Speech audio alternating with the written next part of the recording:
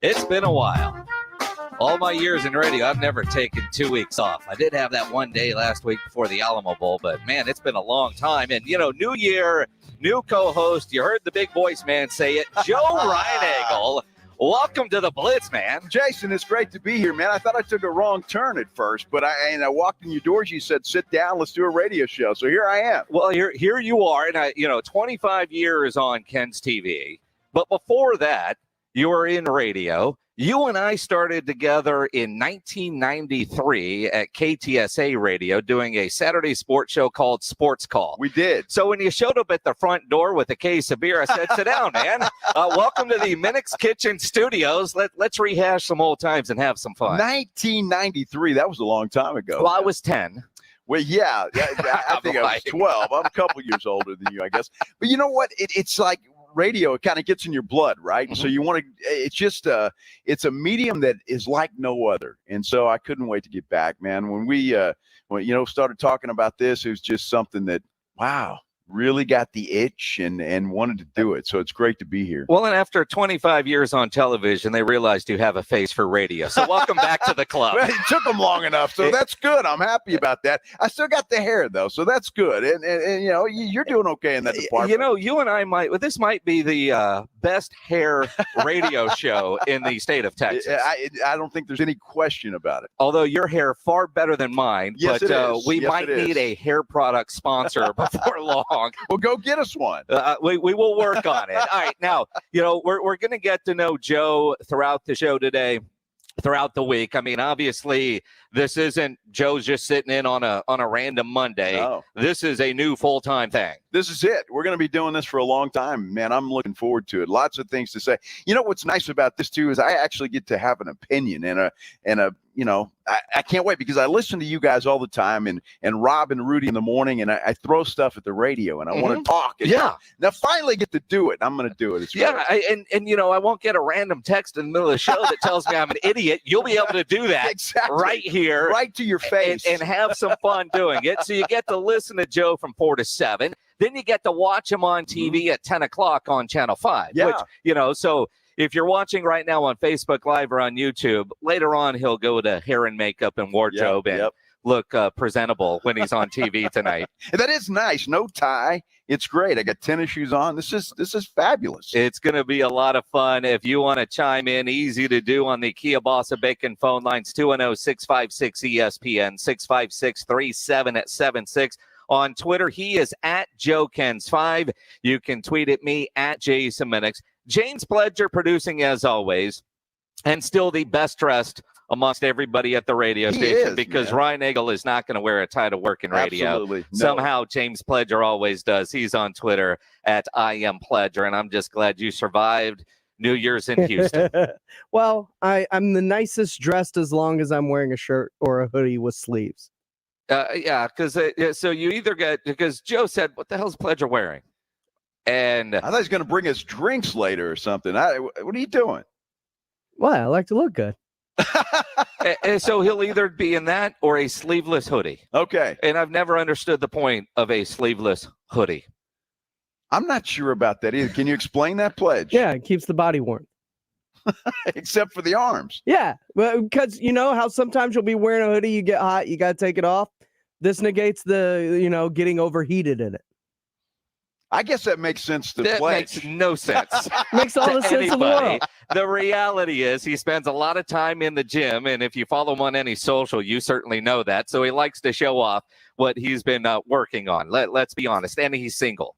Although listening to Sports Talk Radio, I don't know if that helps him in the single department. But a lot to get into. First day, new year, first day of the new Blitz. But, some things will be consistent. Daryl Johnston, the Moose, 3-time Super Bowl champion, now an analyst with Fox Sports. He will join us coming up at 5:30 for Mondays with the Moose.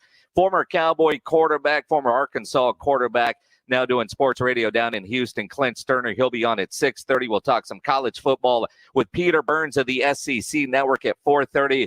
But Joe Reinagel, let's start with the Cowboys. And that loss yesterday to the Arizona Cardinals that, a week ago, now I did not get to see the Cowboys game against Washington because somebody scheduled their wedding party the day after Christmas in the middle of a Cowboys game. Yeah. It was a wonderful party, and I wouldn't have missed it for the world, and I missed it. I was paying attention to the score on my phone. It was yours and Maggie's wedding celebration. Yeah. Congratulations. Thank you very much. And granted, you planned that months ago before the NFL schedule came out. We didn't have the thought process to maybe change it. But, Cowboys dominated that game. I DVR'd it. I've been on vacation. I kind of skimmed through it. But the Cowboys looked like they were back to being the Cowboys against Washington. Yesterday, and I went to that game. And, you've been at AT&T Stadium a bunch. And a lot of times at Jerry's World, because it's such a destination, there are a lot of fans from the other team. No matter who's playing there, they all want to say, oh, we took over that building. Not really. It's always that way, right? Whether you're talking about Green Bay or Minnesota or Denver this year, there was a lot of orange in that building. Yesterday's Cowboys game, there were some pockets of red. But that was the loudest I've heard Jerry World for a non-playoff game. If you go back to a few years ago when Green Bay was in town for a playoff game, that might have been the loudest I've ever heard Jerry World. But I don't know, 90% Cowboy fans at the stadium yesterday, maybe more, loud, all waving those white towels. A lot of energy in the building, no energy with that Cowboys football team. That was pathetic. It really was, and it started out pathetic, and Dak Prescott was that, particularly in the first half. But what I love about Cowboy fans, and I really do, and I always say that I love talking Cowboys because it's good for business. There's so many Cowboy fans, and it's great, and when they do well, it's great. But here's what Cowboy fans do. They get a game against Washington, who is terrible. They're awful. Yeah. And they look like Super Bowl champions. So everybody's buying the hype again, right? And then you get a good team like Arizona, who, by the way, was banged up coming in yesterday, and they look terrible. So Cowboy fans do this a lot. Roller coaster ride. They do that a lot. And that's exactly what happened. So everybody in Cowboy Stadium yesterday is like, man, this is Super Bowl. We're off. We're going to get the number one seed, or we're going to do this. It's Super Bowl or bust. And Arizona simply came in and said, no, we're a better team than you are. And they proved it yesterday, especially that coaching staff. Well, Cliff Kingsbury outcoached Mike McCarthy. And Vance Joseph outcoached Kellen Moore. And I hope we get to talk about that. Oh, we will. We got 3 hours. Oh, we do. We got more than 2.5 minutes, man. So, we've got 3 hours, and we're going to dissect it all because – you start with, it's not just Cowboy fans. Every fan base, you overreact to the last thing that you've seen. After Washington, though, Washington, they weren't ready to play. All the issues that they were dealing with were real. But from the Cowboy standpoint, they looked like they had found their stride in their rhythm. They'd been in a funk, and it looked like they broke out of it. Well, Arizona comes into the game in a little bit of a funk. They had lost 3 in a row, and they snapped out of it. And I'm sure, Phoenix Sports Radio was, all right, we're back. Here we go. That's what we do as fans. Sure. But the Cowboys' concerns are still there that went away for a week after the Washington win. This Cowboys team should be able to run the football. That's what they're supposed to do. Dak Prescott was your leading rusher yesterday with 20 yards. Yeah. That's, but they lost by 3. I mean, as bad as it feels, they lost by 3 to an Arizona team. Now, I know you're not a Cowboys fan, so I think this is going to be fun. As we get to know Joe, right? You've watched him on TV for 25 years, but you get to know Joe. He, for whatever reason, likes the Tennessee Titans. I can explain all that. Well, we will. Yeah.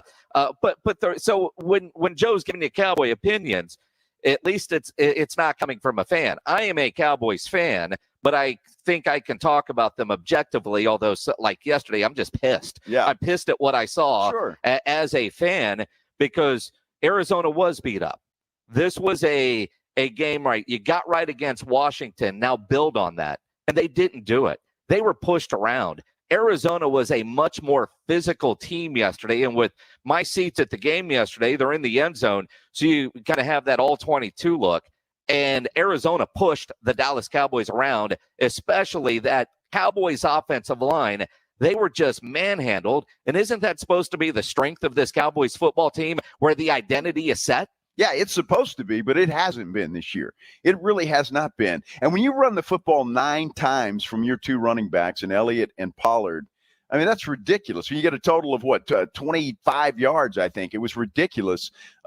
You've got to establish the run, don't you? Which leads me back to Kellen Moore. I think Kellen Moore is he's a Texas Tech Red Raider run and shoot guy.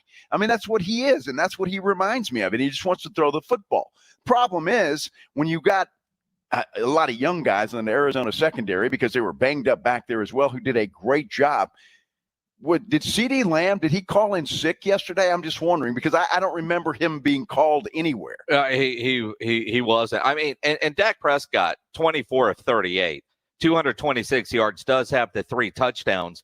But one of the things that I've been saying, and if you go back to, November, December, Blitz listeners, is Cowboys don't take enough shots downfield. And Dak hasn't been right since he came back from the calf injury. Or is his shoulder bothering? Cowboys say there's nothing wrong with the injury, but when was the last time you saw the Cowboys take consistent shots downfield? It's all short passes underneath. The tight end gets involved. And you know what I saw yesterday from Arizona, from Vance Joseph?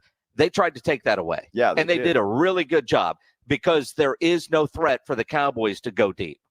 Well, and that's sad, because you've got a lot of firepower there. And, of course, Michael Gallup now getting hurt is not going to help them. But you've got Amari Cooper, who is a quality receiver, and again, CeeDee Lamb, and I don't know where he was. They're trying to establish the tight end again, and that's a good thing. But it all starts with this Cowboys team, Jason, with the running game. And that's one of the reasons. I mean, if you're shutting them down in the running game, then you can just bring the house with Dak. Mm-hmm. And so he's got no choice but to either get rid of the football quick or run the football, and that's what he did yesterday. And I tell you what, and you brought up some things, and I'm going to say something and maybe apologize to Dak a little bit, because you said something that I think made a lot of sense. Yesterday, he made some throws that I think you could have made. I mean, these guys were wide. I got an arm. Oh, well, okay. Yeah, these guys were wide open, and Prescott's missing them by 5 yards. Now, you made a comment, and I want you to share that maybe it was the route. When we were prepping earlier, I was talking about this with Joe at least twice yesterday. After a bad throw, the receiver coming back to the huddle, one was Cedric Wilson, which is understandable. The other was Amari Cooper, where you could see the sign language, the hand gestures from Dak Prescott, making it seem like he thought the receiver was going to be in a different spot.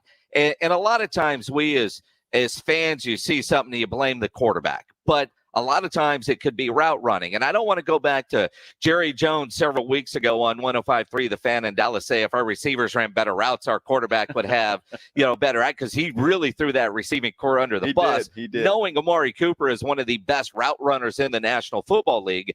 But at the same time, there is a lot of truth to that. And when you talk to enough coaches and you talk to enough quarterbacks, they are never going to publicly blame their receivers. But, when a quarterback misses that badly, especially when they're fairly accurate, sometimes you do have to say, I wonder if the route was run wrong, or if it was a read and, quarterback thought receiver was going to keep going. Receiver saw the defense and thought they were going to sit down at that particular spot, and they just weren't communicating. And that does happen in a game with your communication issues. But Dak did look off, and he's looked off outside of the Washington game for several weeks. Whether it's lack of command in the offense, lack of confidence, not 100%, whatever it is, he just hasn't looked right for a while. I don't think with Dak it's a lack of confidence. The guy's one of the most confident football players I've ever seen. There's something not right with Dak physically. I'm convinced of it, because, we've all seen Dak Prescott play some pretty good football and make some sensational throws. Well, what I saw yesterday, whether it's a route running or not all of them are bad routes. I promise you. A lot of there were a couple of overthrows.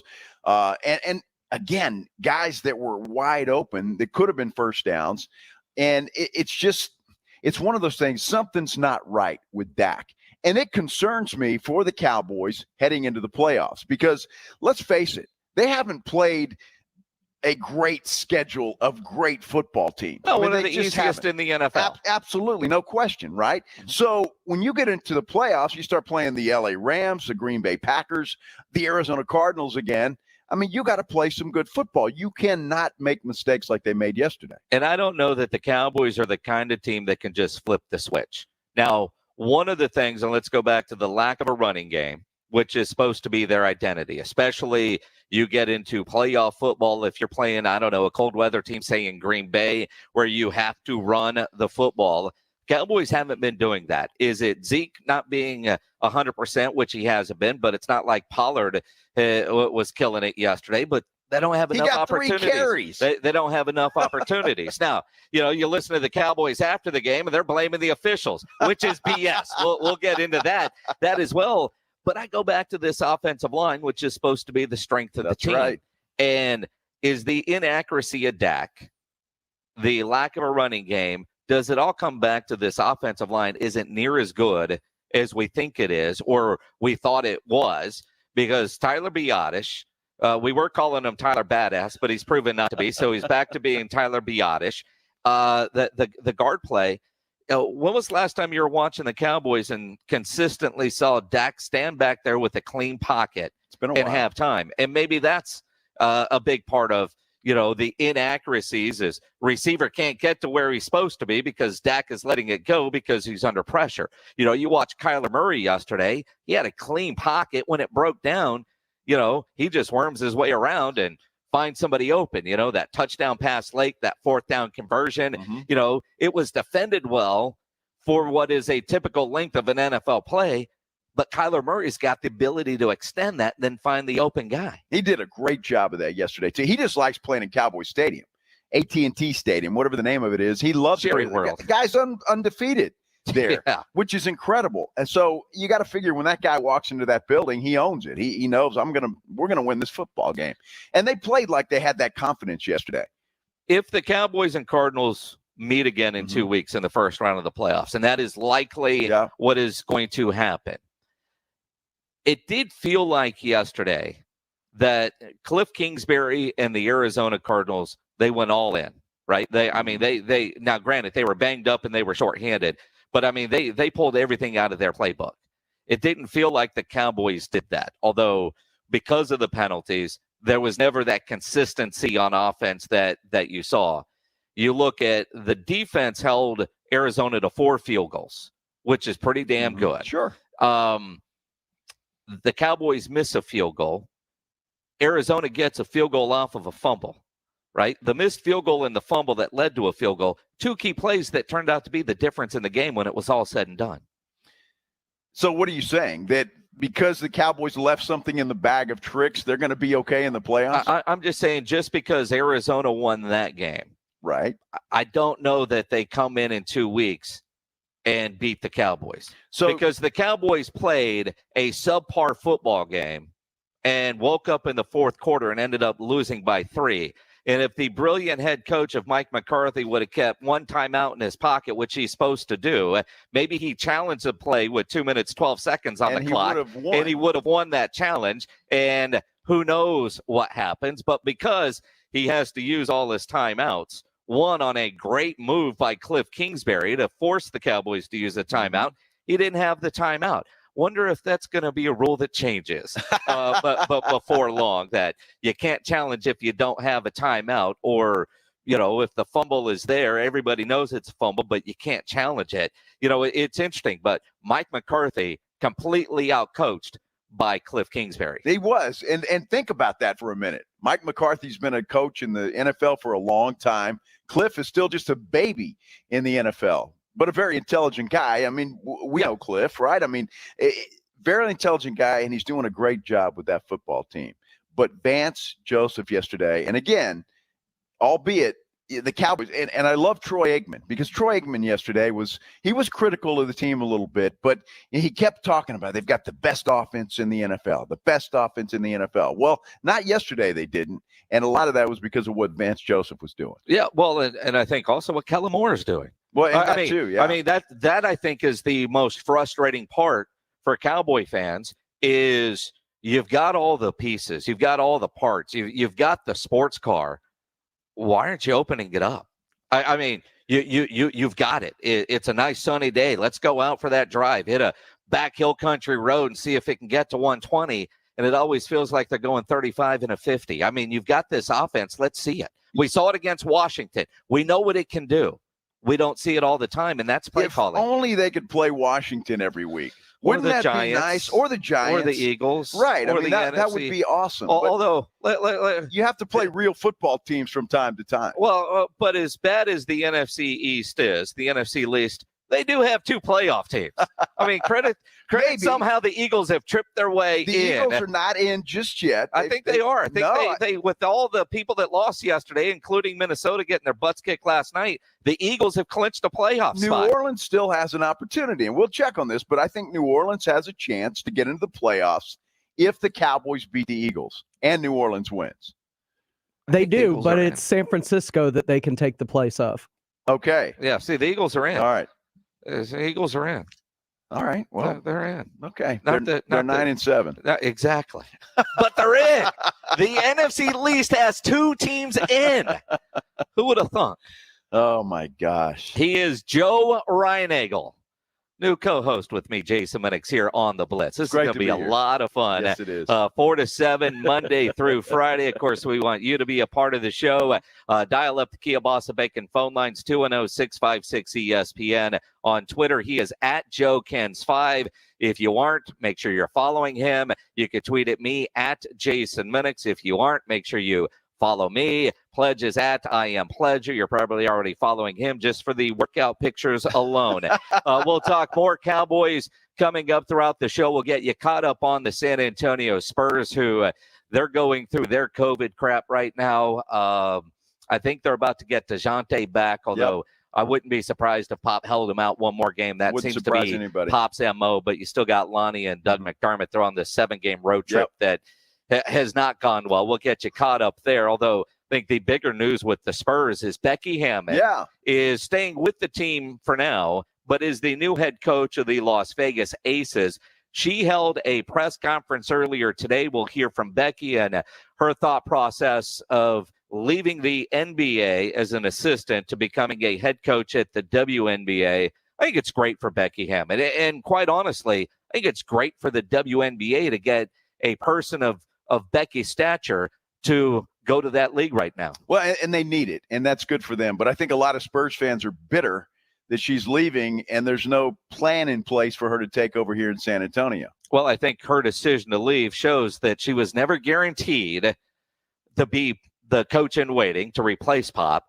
And I think it also might mean, who knows if Pop has said, hey, this isn't my last year. Maybe I've got 2. Maybe I've got 3. Maybe I don't think Pop's going anywhere. And again, she has not been promised that job, at least not immediately. Maybe he could go be a head coach and then we'll hire you back. But I think it's a great move for her to get that head coaching part on her resume, to have that responsibility. She's head coach and general manager, so complete roster control. Apparently the richest deal ever signed in the WNBA. So good for the bank account. Absolutely. I mean, it's all positives. And I see some people on social media saying, oh, how do you leave the NBA to go to you just laid them all out. You could be an assistant for another 8 years on Pop's bench, or go be the head coach of a WNBA franchise. Great for Becky Hammond. Great for her. Great contract, and I'm happy for her. It's going to be wild. Next week, we'll have the national championship game. Surprise, it's Alabama against Georgia. Peter Burns of the SEC Network, he will join us. Coming up next here on the Blitz, but first, let me tell you about Garageization. You know, when I moved into my new house early 2020, I'm coming up on 2 years here, I realized the garage in the new house not near as big as what I had at the old house as far as storage space area, because I'm going to park both my cars in the garage. I needed an organization solution. Called around, talked to a couple different companies, didn't like what I was hearing until I found Garageization. And actually, I found them because my neighbor, he found them, and I loved what they did in his garage. They came out, talked about what I needed. They offered a lot of solutions, and ultimately I had some of these nice industrial shelves installed that are perfect for long-term storage items. Then they've got these bars underneath that are adjustable, so you can use the space underneath. Love the versatility and how organized my garage is now. If you need to organize your garage, call Garageization at 210-664-4494. Ask about shelves, overhead racks, closed storage, slat walls. If you haven't put your Christmas stuff up yet, call Garageization. They'll make your life a lot easier and your garage functional for the entire family. Since 2008, the veteran-owned Garageization has been helping San Antonians love their garage. Call them and they will give you a customized plan for your garage. Learn more on their website, garageorganizationsanantonio.com. That's garageorganizationsanantonio.com. Peter Burns of the SEC Network. He joins us next, right after a Sports Center update from James Pledger. Thanks, guys. Well, in the NFL, the Cowboys fell to 11-5 on the year, dropping their game with the Cardinals yesterday, 25-22 up in Arlington as Dak Prescott threw for 226 yards and 3 touchdowns in the loss, but the Cowboys were held to just 45 yards on the ground. Wide receiver Michael Gallup suffered an ACL tear on a touchdown grab and is now done for the season. In other Cowboy news, offensive coordinator Kellen Moore will reportedly have an interview with the Jacksonville Jaguars for their head coaching vacancy next week. This, according to the NFL Network's Tom Pelissero. Former Philadelphia Eagles coach Doug Peterson has already interviewed with Jacksonville, while Tampa Bay Buccaneers defensive coordinator Todd Bowles also has one scheduled for next week. This, according to Ian Rappaport of the NFL Network. In college football, the Texas A&M Aggies keep landing 5 stars as the latest committed over the weekend, and 5-star linebacker Harold Perkins out of Houston Cy Park, who chose the Aggies over Texas and LSU. His commitment gives A&M the top recruiting class of all time. While in the NBA, the San Antonio Spurs have rescheduled their game with the Miami Heat that was postponed last week due to COVID, as it has now been rescheduled for February the 3rd. I'm James Pledger for San Antonio Sports Star. The Roo Pub is the best place to watch a game. Football, basketball, the big fights, they have them on at the Roo on their 3 massive 170-inch laser screens and TVs all around. Come hungry, the food is fantastic, and the kitchen is open until 2 a.m. every day with the full menu available. The Roo Pub has the best darts area in town, indoor cornhole and weekday happy hour from 11 to 6. For lunch, dinner, or late at night, and the best place to watch a game, get into the Roo Pub at 281 in Redmond Road. We'll see you at the Roo. Millions of people use Zoom Phone, the innovative and feature-rich cloud phone system for businesses of any size. Zoom Phone is simple to use, whether you're on a mobile device, desktop, laptop, or desk phone. And because every call is important to your business, Zoom Phone was built with reliability in mind, using geographic redundancy to keep your communications online. Empower your workforce with Zoom Phone. Visit zoom.com/phone system. Zoom, how the world connects. Gentlemen, now you can find the best brands and fits for you without even trying. Just follow these easy instructions. Step 1, shop a personalized store that does all the work for you by customizing a selection for your taste and body. Step 2, level up your closet with the best brands and fits with little to no effort. Not trying has never looked so good.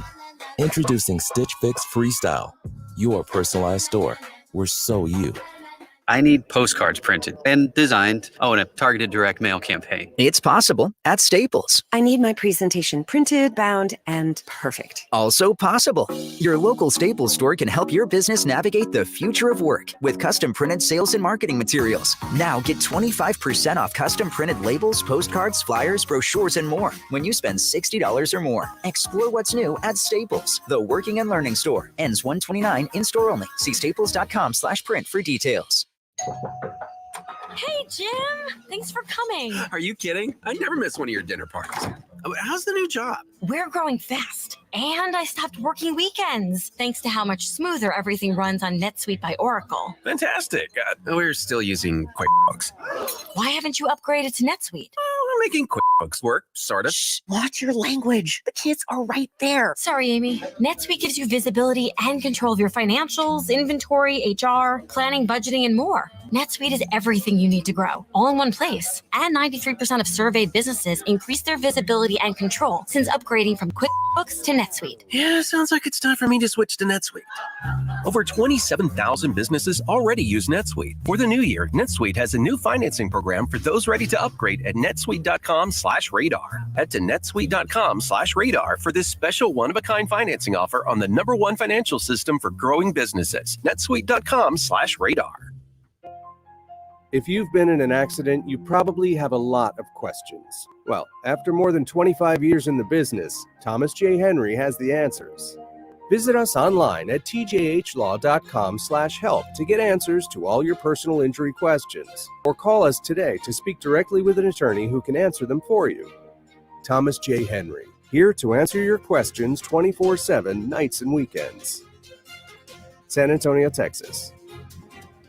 Injuries happen, so if you twist, pull, pop, or snap something, you need Dr. David Espinosa at TSAOG Orthopedics. Dr. Espinosa treats all non-surgical orthopedic injuries and has same-day and next-day availability. Telemedicine services are also available. There is no reason to be in pain. If you are hurting, visit Dr. David Espinosa at TSAOG Orthopedics. Learn more at TSAOG.com. That's TSAOG.com, or schedule your appointment by calling 210-804-5490. This is Jerry Jones, and you're listening to the home of the Dallas Cowboys. San Antonio Sports Star, ESPN 1250 and 94.5 FM.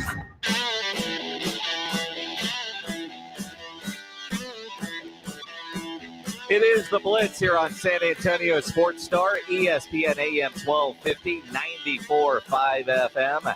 I'm Jason Minix. He is Joe Reinagle. Jason. Good to be here with Joe Reinagle, new co-host of the Blitz. New show, the all-new Blitz. You can still watch them at 10 o'clock on Channel 5. Happy New Year, by the way. Happy New Year to you. You had quite the new year. This is a great way to kick off 2022. It is. It is, right? From the Minix Kitchen Studios.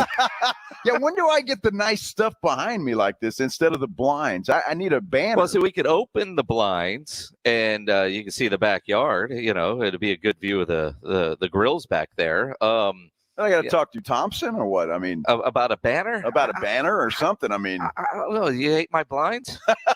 I don't particularly hate them, but I mean, you know, I'd look much better. The truth is, we were supposed to be in studio, and then they decided, you know, they don't mind us being in the same room and all that. They just didn't want everybody in the studio using the same microphones in case things went around. So I still don't have to go back to work. Nice. You know, a guy that seems to always be working but never quite at work. Our good friend Peter Burns from the SEC Network. Peter, Happy New Year to you, my friend. Happy New Year. I like how y'all already sound like an old bickering couple. Like this duo is going to make it. Like this is perfect. I mean, again, like I love it right off the bat, boys. Right off the bat, having fun. I mean, you know, Joe and I have been friends since 1993. Long time worked ago. together there, worked together at Ken's. Now working together here, doing radio in Afternoon Drive. You're working all over the place, Peter, and we've been talking about it. I don't know, since August. Georgia and Alabama in the national championship game. It kind of just felt that way, right? I mean, again, I know people outside the SEC footprint and go, oh, well, here we go again. But at the end of the day, if you wanted to see the best two teams in the country, I mean, there were two teams ranked number one at some point. It was either Georgia or Alabama. And, I mean, we saw both of those teams show up in the college football playoff and just honestly, I thought even Georgia destroyed Michigan even more so than Alabama destroyed Cincinnati. I mean, you know, and Nick Saban brought it up today, guys. He goes, listen, I don't know if expanding the college football playoff is necessarily going to mean, you know, we're going to get more capable teams of winning. He goes, if those are the best two teams out there besides us, was that really even worthy of expanding the college football playoff? So, you know, Nick was already firing a couple of shots as he's feeling it, getting close to championship day on Monday. Well, I'd love to see it, though. I was really thrilled to see Cincinnati in the playoffs, even though, you know, they get beat by Alabama, but that's okay. I mean, I like seeing a little fresh blood, but you're right. I mean, at the end of the day, the cream is going to rise to the top. Now, I got to tell you, Peter, I thought Georgia was going to beat Alabama the first time they met. And if I had to bet money again, I would bet Georgia beats Alabama in this game. But how do you bet against Nick Saban?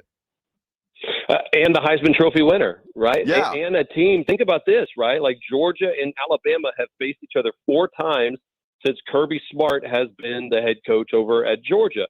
Kirby's had a lead all 4 of those games, and he's 0-4, Joe. It's amazing, right? It's almost like the big brother kind of lets the little brother get out to a little bit of a lead when they're playing basketball in the front yard, and then all of a sudden when the game's closed, boom, just swats it away and be like, no, like I'm the big boy, and that's what it is. Like I do think the game is different because I think the mentality is different. Georgia came in, and you always kind of fear what you don't understand, and they came in not understanding, what to expect out of Alabama. I think now they saw it. They were able to self-scout kind of those, soft spots that Alabama was able to take advantage of. And I'm with you, man. That's probably why I'm going to be poor and work in construction next week. Is I'd probably put all my money on Georgia on this second time around as well.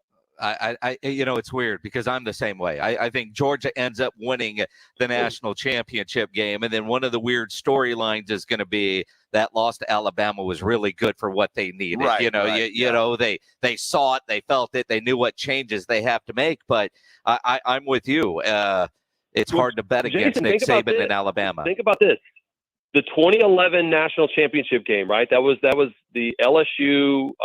That was LSU and Alabama in the rematch for the national title, right?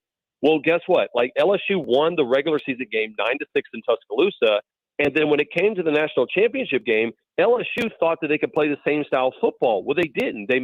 Alabama made all these adjustments and then beat them 21-0.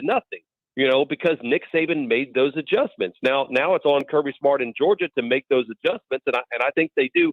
Plus, Alabama, who's already had offensive line issues, had two pretty significant injuries on the front line that I think Georgia's going to be licking their chops. They're going to come in like the alpha, and I do think that they end up winning that game Monday. Peter Burns of the SEC Network joining us here on the Blitz on San Antonio Sports Star, ESPN AM 1250, 94.5 FM.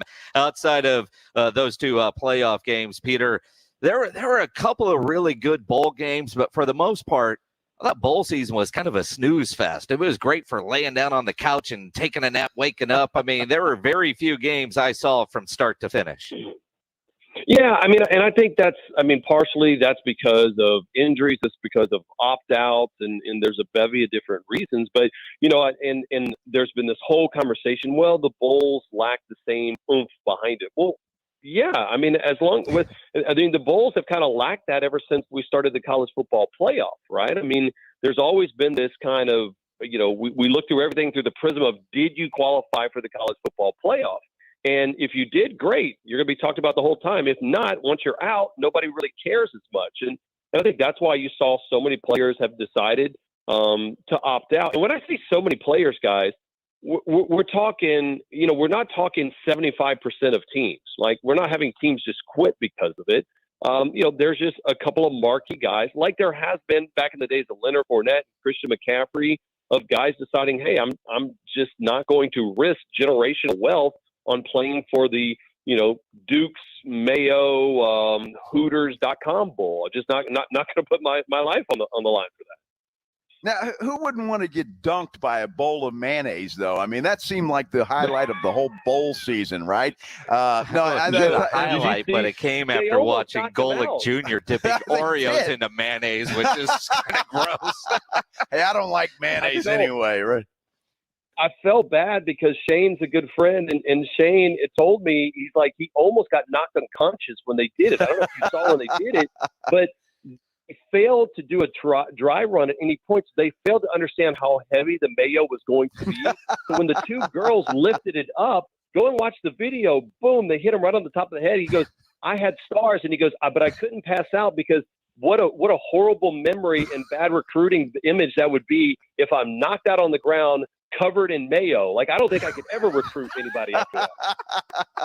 All right, Peter, I'm going to stir up a little controversy here, and I want your take on this because Jason and I have talked about this a little bit, but Texas A&M, they were depleted, but I think they could have fielded a team. Jimbo Fisher just didn't want to get beat. You tell me if I'm right.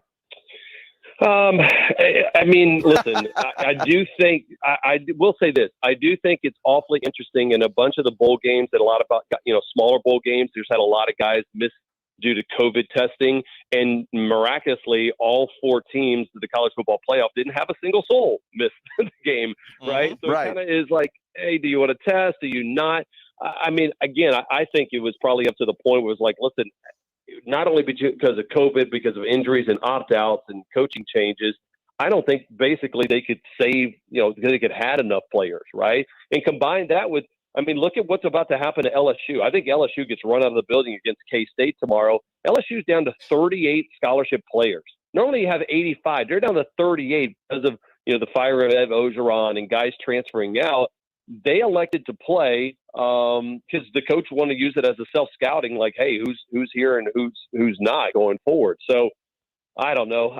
Again, I'm happy that we got the bowl games in this weird world of COVID and the protocols. I don't even know who plays day to day. I guess we're all day to day in that one. Yeah, we certainly are. Although Peter and A&M, I just don't feel like they wanted to get embarrassed. Yeah. Could they have fielded a team? The whole idea of the 12th man, all of that, I did think it was as early as they decided to opt out. Although, who was it UCLA that just hours before kickoff decided they weren't going to play? Right. I don't know what the right answer is. But I do kind of feel like, Peter, and I imagine it's been quite the topic on your show and around the SEC network, of what was said by Kirk Herbstreit on game day from the Rose Bowl, talking about these players don't love the game the same. Now, I'm not a fan of the opt-outs, but I understand why players do it. I think if you're a first or second rounder, you're probably foolish to go play in these bowl games. If you're third, fourth, fifth round guy, whatever, go play. Get more tape. Go have that experience. You never know. But I don't believe it's for the love of the game. You love the game differently. You understand there's a whole lot of money, and they understand the business side of the decision that they're making. Although I'm a big fan of, you made a commitment to your team, see it all the way through. Yeah, and guess what? We don't have to be total black or total white or total left and total right on this. There is a gray area, and I think you guys nailed it. And I think that's fine, right? Hey, if you don't want to play in a non-playoff game, that's fine. My life goes on. And guess what? If you're Matt Corral of Ole Miss, the quarterback that got injured in the Sugar Bowl, you want to play? Hell yeah, brother. That's awesome. That's what it's about. And I hope at some point a GM looks at it and goes, all right, I'm in between these two quarterbacks, or I'm in between this or that. I want a guy that made the commitment to his team. And I think now playing in those games are actually going to kind of create an extra bonus, a bonus part or a little extra credit for these guys. So when push comes to shove, who's the guy that quote unquote loved this team? But at the end of the day, man, the NFL doesn't care. I saw people saying, oh, now a GM's not going to like that these guys are sitting out. That's so much BS. A GM doesn't really care. If you can play, Antonio Brown was in the league, right, just now after all of this nonsense. Well, he was until he quit. But you can do anything if you have extreme talent.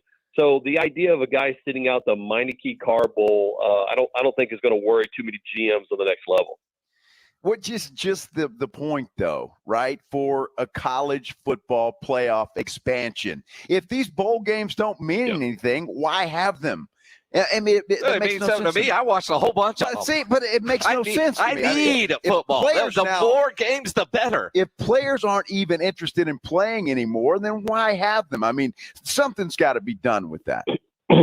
Yeah, the thing is, though, it comes down to also not only, the bowl games used to be, hey, listen, man, guys love to go to the Alamo Bowl because, man, they hadn't been to San Antonio. Rick, the whole crew throw out a fantastic bowl game experience, and it was a reward. Well, now, hey, if kids don't have the best thing, sometimes they don't want to go. And I'm only worried about the bowl system disbanding when all of a sudden, when you look at that, the television ratings are 50% or 40%, or, CBS can't sell out, or ESPN can't sell commercials because nobody's watching. That's when it goes out. Outside of that, it's just, hey, listen, I don't mind. There's a bunch of BS games in the middle of the year that I watch anyway that technically don't mean anything to the national championship. I watch Texas Tech all of a sudden, if they end up playing Iowa State, I don't think the world's on the line, but I still watch it. I don't know. It's football, and I'm not going to complain about it. Now, what I do have an issue with is I'm sure you guys have talked about it. You saw the news of Caleb Williams today deciding, I'm going to put my name in the transfer portal, but I may stay at Oklahoma. This to me is something I really, really don't like, because now it's kind of like, what are you going to do for me? And Oklahoma put out a PR statement going, we're working on him about putting NIL deals. Like, this is free agency right in front of our eyes. It is very much. And again, a smart way for Caleb Williams to do it.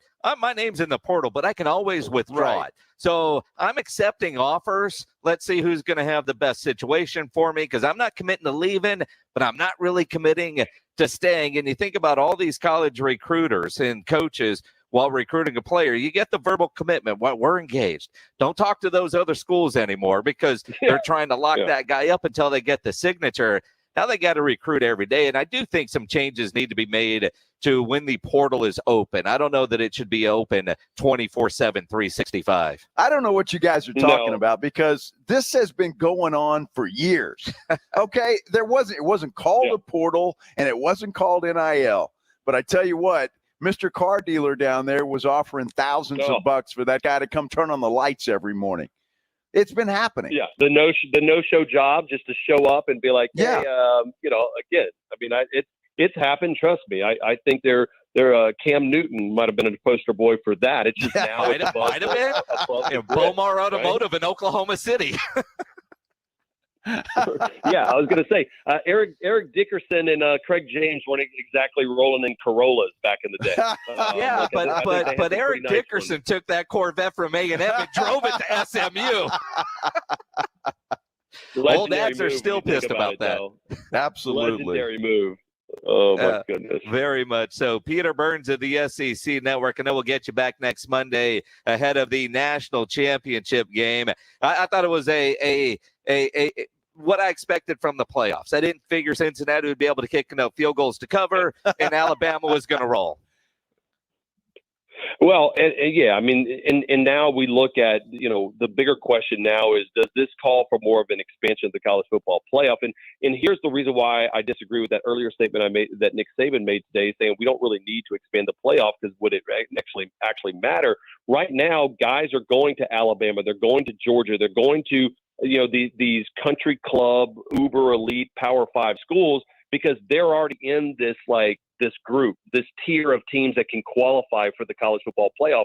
If all of a sudden the Kentuckys of the world, or the Oklahoma States of the world, or the UCLAs of the world have a better chance with the 12-team playoff, well, then maybe some of that talent filters out, and there is a little bit more parity to college football, which I think we can all appreciate nowadays. Peter Burns of the SEC Network. Always enjoy it, my friend. We'll talk to you next week. You guys are sounding good. Appreciate it, boys. Good talking to you, Peter. Peter Burns of the SEC Network, as he joins us every Monday. We'll talk some Cowboys football with the Moose. Daryl Johnston will join us in about 45 minutes at 5:30. But he brought up Antonio Brown. What a scene yesterday. We'll get into that as we continue here on The Blitz on San Antonio Sports Star, ESPN AM 1250 and 94.5 FM. Nobody ever plans on getting arrested, but it does happen to a lot of people every day for all kinds of reasons. If you get arrested, you want to get out of jail fast, the best way to do that is to call my good friend Albert and his great staff at AA Best Bail Bonds. 210-225-2121 is the phone number. Text the word bail to 474747, or even start the bonding process online. MyBestBailBonds.com is the website. You don't have to call attorneys or anybody else to get out of jail. And you don't want to be forced into a PR bond. If the jail offers you a PR bond, make sure you truly understand what all those conditions are before accepting it. Whether it's you, a family member, a friend of yours, the best way to get out of jail, stress-free bail bonds, is AA Best Bail Bonds, because nobody beats their price. They have payment plans available, offer a free shuttle service. They're discreet and confidential and open 24/7 with offices all over San Antonio and Texas, services nationwide. At license number 149. Call AA Best Bail Bonds, 210-225-2121, 225-2121, or online at mybestbailbonds.com. Cowboys, Eagles, it's a do-or-die primetime showdown. Catch the pregame Saturday at 6, kickoff at 7:15, presented by Ewald Kubota and San Antonio Sports Star, ESPN 1250 and 94.5 FM. Not all pizza places are the same. Mellow Mushroom originated hand-tossed, stone-baked classic Southern pizza. Not in the mood for pizza? Order a calzone, hoagie, sandwich, burger, or a mellow salad and see how care goes into every item on the menu. Take your pick from 24 draft beers and or handcrafted cocktails. And many of the pizzas can be made gluten-free or vegan. Mellow Mushroom is at 1604 in Stone Oak Parkway. Hang with friends, watch the game, and mellow out at Mellow Mushroom. You say goodbye, and I say hello. With Mercari, your unneeded things can find a new life. Hello, hello. Easily list and sell, I know why you say goodbye, and I say hello. or discover great finds. Hello. Buy or sell almost anything. You say goodbye, and I say hello. Download Mercari on the app stores or at Mercari.com. Mercari, your marketplace. This is a court-ordered notice. Current and former Volkswagen and Audi owners or lessees may be eligible to receive payments and other benefits from a legal settlement related to allegedly defective Takata airbags in their vehicles. To see if your vehicle is included and to file a claim, go to autoairbagsettlement.com or call 1-888-735-5596. That's autoairbagsettlement.com or 1-888-735-5596. Individual rates, coverage offerings, and savings may vary, subject to terms and conditions. Not available in all areas. Small businesses are the backbone of America. Yet when it comes to workers' comp insurance, you rarely get the savings you deserve. That's because insurance companies tend to lump you in with other businesses, and you can get overcharged. At Pi Insurance, we're on a mission to change that. With Pi, you get a quote specific to your business, and you could save up to 30% with no hassle and no hidden fees. If you like savings, take 3 minutes to see how much you could save at trypi.com. Pi makes workers' comp insurance as easy as pie, with friendly representatives just a call away. No wonder customers rate our service excellent on Trustpilot. You work hard to build your business and keep your employees safe. You deserve more from your workers' comp provider. See how much you could save with Pi Insurance. Ask your agent for Pi or get a quote today at trypi.com. That's trypie.com. America's best high school football players are coming to Texas. It's the All-American Bowl on Saturday, January 8th at the Alamo Dome in San Antonio.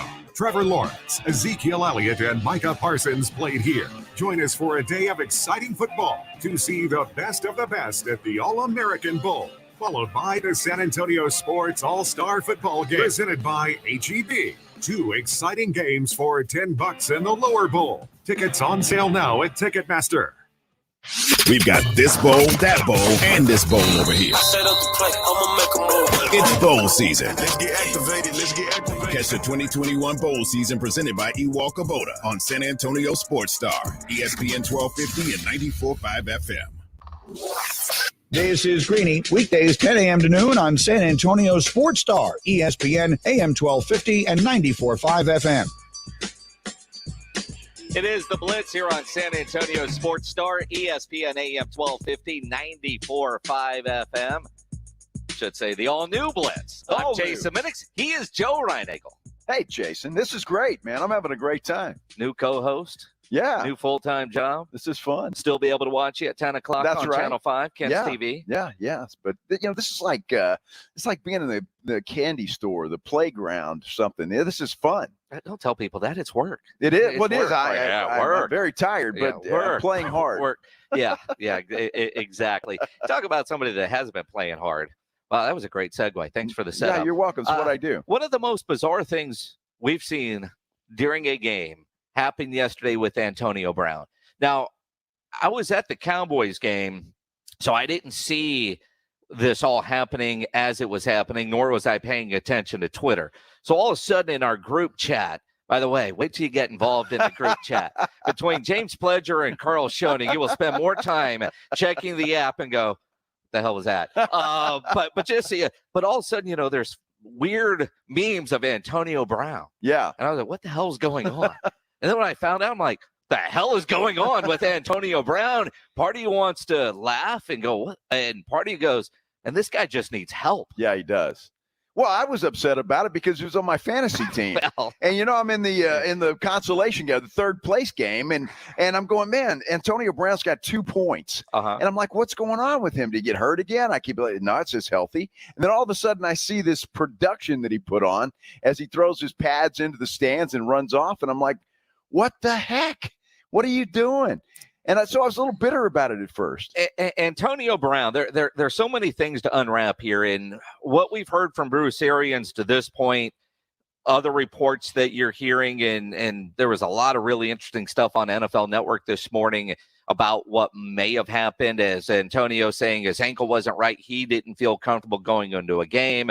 Apparently he was told, if you're not going in the game, get the hell out of here. So he quit in the middle of a game. Maybe you should wait till after the game to fire somebody. I mean, there's a reason why in radio you always get fired after the show, not before. He didn't give the Bucs any choice. He just left. And I tell you, Jay, the guy that I feel bad for is Tom Brady. Because Tom Brady stuck his neck out for Antonio Brown to get him on that football team. And Brown was having a pretty good season. He was sidelined with injuries, here and there, but he was doing pretty well. What I'm curious, though, and again, until we really know the truth and, quite frankly, hear from Antonio Brown, because you're not going to get it from Bruce Arians. So many people are talking about, dude, he was so close to some incentives, over $1 million worth of incentives. But if he truly said, I can't go because my ankle isn't right, he was willing to walk away from that money. Because these athletes know where they are when it comes to bonuses and what they need to be able to get those bonuses. If he truly said, I can't play because I'm hurt, versus the Bucs saying, you're not playing because we don't want to pay you, because that seemed to be the tug of war on social media. Which story do you want to believe?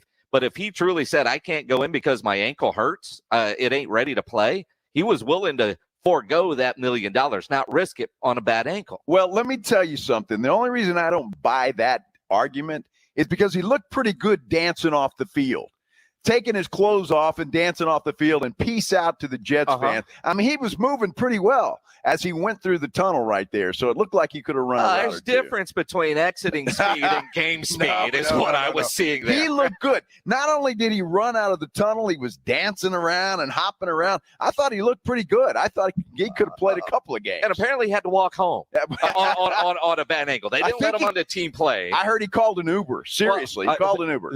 There was a photo, and again, because it's the internet, I'm never really sure if it's true, but Rudy J from R&R in the Morning sent it in the group chat where he was outside and the Jets logo is on the building behind him, where it looked like he was waiting for an Uber. Although you just got fired. Maybe you don't call a car service. I mean, did he fly Southwest home? Maybe so. Do they fly him home? Well, maybe he got the luxury Uber. Yeah, the extra go with the room XL. Uber. Well, I'll tell you, as a guy that Ubered out of a stadium yesterday, you might have to just to get the Uber in a speedier time frame than waiting in lot 15 of Jerry World. But thank goodness you could rely on a Southwest flight delay. Yeah, absolutely. Which worked out perfectly yesterday for me. Is this the last straw for Antonio Brown? Yeah, it's got to be. I mean, who's going to take a chance on him? Haven't we said that before? Yeah, but the Bucs, well, that was all Tom Brady. I promise you, it was Tom Brady who talked the Buccaneers into giving this guy another chance, and it was paying off until yesterday. But, I mean, if you lose Tom Brady and he's no longer in your corner, I think you're pretty much screwed. Although, on the podium yesterday, Tom Brady, I don't know if he's out of Antonio's corner or just said all the right things. Tom Brady didn't seem mad that his wide receiver quit on him. Well, when does Tom Brady ever seem mad, except when he's breaking computers on the sideline? Exactly. I mean, we've seen it before. Right. I mean, but not on the podium. I've never seen Tom. No, and mad again, he's a politician in that way. But I do wonder though if it. I mean, after what we saw in Hard Knocks with the Raiders, we didn't think he would get another chance, right? Somewhere Ocho Cinco was going, damn, dude, that's crazy.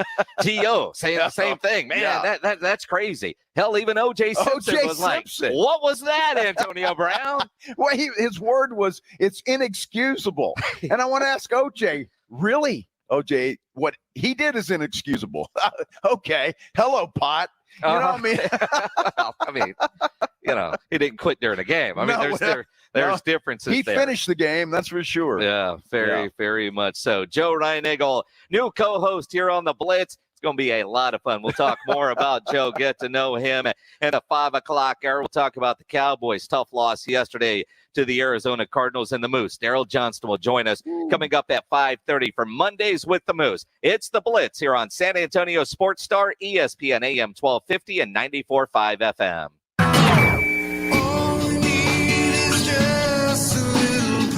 Omicron has caused games to be postponed, stopped, and rescheduled. The NBA, NHL, NFL, and college hoops have all been affected by Omicron, leaving us fans high and dry. It's unfortunate to say the least. I mean, you don't know one day to the next what's going to happen. Will the leagues continue to shut down players in play? Stay connected and talk about it here. I hate masks, so we'll see how that goes. San Antonio Sports Star, ESPN 1250 and 94.5 FM. Jason Minix here for River City Oral Surgery. If you need your wisdom teeth out, a tooth pulled, dental implants, you need to know about Dr. Mark Havercorn at River City Oral Surgery. He offers direct patient care, so you don't need a referral. You simply call, make an appointment, and all prices are listed on the website. That's one of the great things when you go to rivercityoms.com. Even if you have dental insurance, River City Oral Surgery will probably still be less, and all prices are all inclusive, including your post-op care. You know exactly what it's going to cost you before you go in. Free market medicine is the way to go. You know what you're going to pay, and you know you're getting the best care. People drive from all over the state to see Dr. Havercorn, who is an oral surgeon. He's a specialist medical doctor, and he treats people of all ages. Call 210-778-0002 or go to the website rivercityoms.com. rivercityoms.com. Sure, we have 30 seconds to tell you that drivers who switch to Progressive could save big. But then what? Well, there is a nice piece of stock music playing behind me that a talented composer worked really hard on. So let's enjoy it.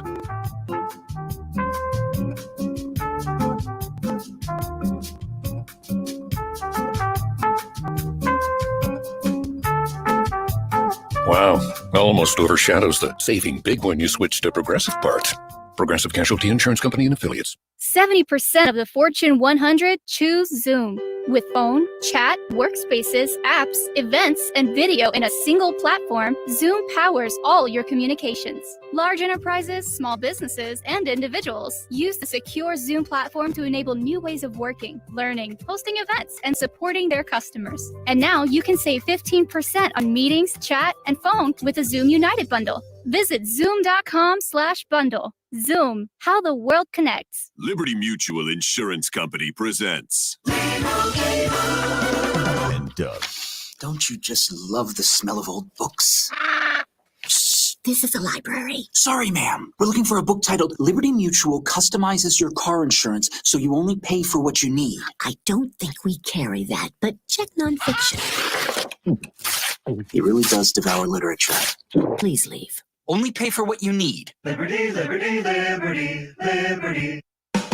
Why does Walgreens offer copays as low as $0 and 90-day refills? Because we care about Medicare, so you don't have to. I mean, do you really care to hear me go on about same-day prescription delivery making your life easier? Or how there's a pharmacy expert available 24/7 and one-click refills? Well, I just did anyways. Fill your Medicare prescriptions with Walgreens and save. $0 copays apply to Tier 1 generic drugs and select plans with Walgreens as a preferred pharmacy. Restrictions apply. See walgreens.com/Medicare for complete details.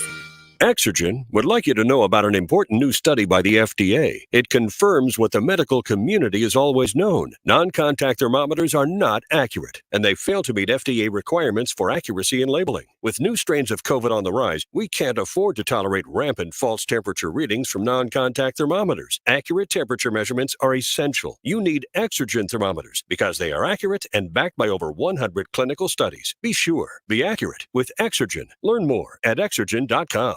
This is the home of the Cowboys, Rangers, and Aggie football. KZDC, San Antonio Sports Star, ESPN, AM 1250 and 94.5 FM. Joe Reinagle, Jason Minix, the Blitz. It is the Blitz here on San Antonio Sports Star, ESPN AM 1250, 94.5 FM. I'm Jason Minix. He's Joe Reinagle. The all-new Blitz, new job, new year for Joe Reinagle. It's awesome. You know, I got to tell you, I love that trumpet guy you got there. Trombone Shorty. Is that who that is? That is Trombone Shorty. That guy's Shorty. great. I really like that. That's I always, driving around, kind of shaking my head, dancing, and people are looking at me like I'm nuts. Well, they do that anyway. Well, they do. I mean, I just give them an excuse. I'm listening to the trombone. Trombone Shorty. First time I ever saw him, he was opening up for Red Hot Chili Peppers. Okay. I didn't know who he was up to that point. Then I realized Scott Van Pelt uses him all the time. Same dude. And he's played major concerts. I've seen him at Green Hall. He is fantastic. And then the other part of the intro, I don't even know who sings that, but I was in Nashville several months ago. Well, I guess summertime. I don't remember. But every bar you went into, they were all playing this beer, whiskey, whatever song, and it just gets in your head. And it's like one of those earworm things. And we were making the changes at the radio station at the time. Rob and Rudy were going to start doing mornings. I was going to be solo in the afternoons. And, we said then, in January, we'll have a new co-host. But it was like, all right, I need a new intro song. Everybody figured I'd go Metallica, right? And I remember calling Pledge, and I was driving home from, I think, the beach. I'm like, hey, pull this song. See if you can make this work. That 2.5 hour drive home, after a good long weekend, and we put it together and it works. Now we come up with something new, and we will at some point organically. Things will happen here on the all new Blitz. I like the trombone. That's a keeper. It has to be, right? I mean, but everybody asked me about the other song, and I still, who sings it, Pledge? I don't even know the name of the song. What, the wine, beer, whiskey? Yeah, that one. Little Big Town. Yeah, them. Oh, yeah. Okay, I'm a country guy. I know. See, I'm not. Yeah. And that's the funny thing. But at every bar in Nashville, everybody's singing that. Well, how do you not sing along to that? Right? Well, you need to get into a little country music. It's good for you. Not really. No, it's great. Now Texas country, I'm all in. Yeah, okay. Pat Green, Randy Rogers, Cody Canada, those types. You're not a George Strait guy? Not really. Oh my gosh. Maybe I should rethink this whole. Well, you probably should. I mean, now, of course, although I've seen George Strait in concert a couple of times. And you're not a fan? I didn't say that. All right. But he's nowhere on my playlist. Dude, what is wrong with you? I'm not going to go out of my way. Oh, maybe it was the days when I was working at KJ and you had to play 2 George Strait songs an hour, and you get burned out. You get burned out in a hurry. I mean, that part happens. But I think about, I've known you for a long time, right? And you've been on TV here for 25 years on Channel 5. God, that's a long time. It really is. I mean, it's hard at broadcasting to have Wow. a job that long. Mm-hmm. For 25 years, you've had to put up with Bill Taylor. I have. That's insane. And for the next 25 years, you get to put up with me, which is going to be great. It's going to be easier. We're off to a good start, man. Well, I'm going to bring some George Strait over and lock you in a closet and make you listen to it. I thought we were friends. but at the same time, I was thinking about this. I've known you for a long time. People on TV know who you are, but they don't know Joe. So we wanted to come up with a segment to get to know Joe. Getting to know Joe. Getting to know Joe. Wow. I mean, we're going to overproduce everything here. that. I mean, it works. So you're a country guy? I've known you a long time. Country guy. Oh, dude, I'm from Alice, Texas. Okay? If you know where Alice, Texas is, it's about 2 hours south of San Antonio. I don't know where it is. I just see it on the sign as I'm driving to the beach. Exactly. Well, there's not a lot there, I'll tell you. But, growing up, that's what we did on Saturday night. You go into to the VFW. That was the Saturday night place, right? And, back then, you could be 3 years old, and if you had money to pay for a beer, it was fine. Was it Germany? Alice, Texas? Alice, Texas. So it was a great place to grow up, but that's what I grew up on. And so, it's kind of just lived with me. And I was a hard rock guy back then, too, the Boston Foreigner, Styx kind of thing. Well, and I remember back in the days when you and I first got to know each other in the early 90s, we would always go play flag football on Sunday mornings, and Ryan Nagel would always show up in a Cody Carlson Houston Oilers jersey. He was the man. And he threw like Cody Carlson back then, and ran like Cody Carlson back then. But I thought you were always kind of a rocker. I didn't realize you were. No, not really. A little bit in high school, but I kind of grew out of that. It's all country music after that. But grew up a Houston Oilers fan, which kind of explains the Tennessee Titans now, because it was the same guys when they moved from Houston to Tennessee. So I just kind of stayed with them as we went on. Man, the number 1 seed in the AFC, by the way. I'm just saying. Who? Yeah. All right. So let's go back. All right, because James Pledger is also a Houston Oilers fan. Mm-hmm. Oh, wow. And he didn't move his fandom to Tennessee with the Adams family. He waited till the Texans were born, and now he prefers misery. So you've got the former Houston team as the number 1 seed, and are they the last seed? They should be. They should. And then you've got the Houston Texans on the other end of the spectrum. Well, see, here's the deal. I have no loyalty to the city of Houston. See, that's the deal. So why would I stay with the Houston Texans or anybody else that they brought in? I had loyalty to the Houston Oilers. And, Bud Adams got a raw deal. Now, the fairness part of this, though, is your loyalty to the Houston Oilers stem more for your hatred of the Dallas Cowboys. It's funny. We'll go way back. We're going way back now, right? So growing up as a kid, right, everybody was a Dallas Cowboy fan, and I wanted to be different. You wanted to be that guy. I wanted to be that guy. All my friends that wanted to be that guy either became Steeler fans or Redskins fans, and you went with the Oilers. I went with the Oilers. Like in Copperas Cove, Texas, it's like nobody wanted to be an Oiler fan. You were a fan of Earl, but that was about it. Yeah, that was it, right? So I was, I grew up a Houston Oiler fan, and just stuck with them. And now you're a Titans fan. Titans fan. I like the Titans, yeah. If you've got questions for Joe, you want to get to know Joe, 656-ESPN, 656-3776 on the Kia Bossa Bacon phone lines, or tweet at him at JoeKens5, tweet at me at Jason Minix. For sports allegiances, the Titans, and I understand that one. The St. Louis Cardinals.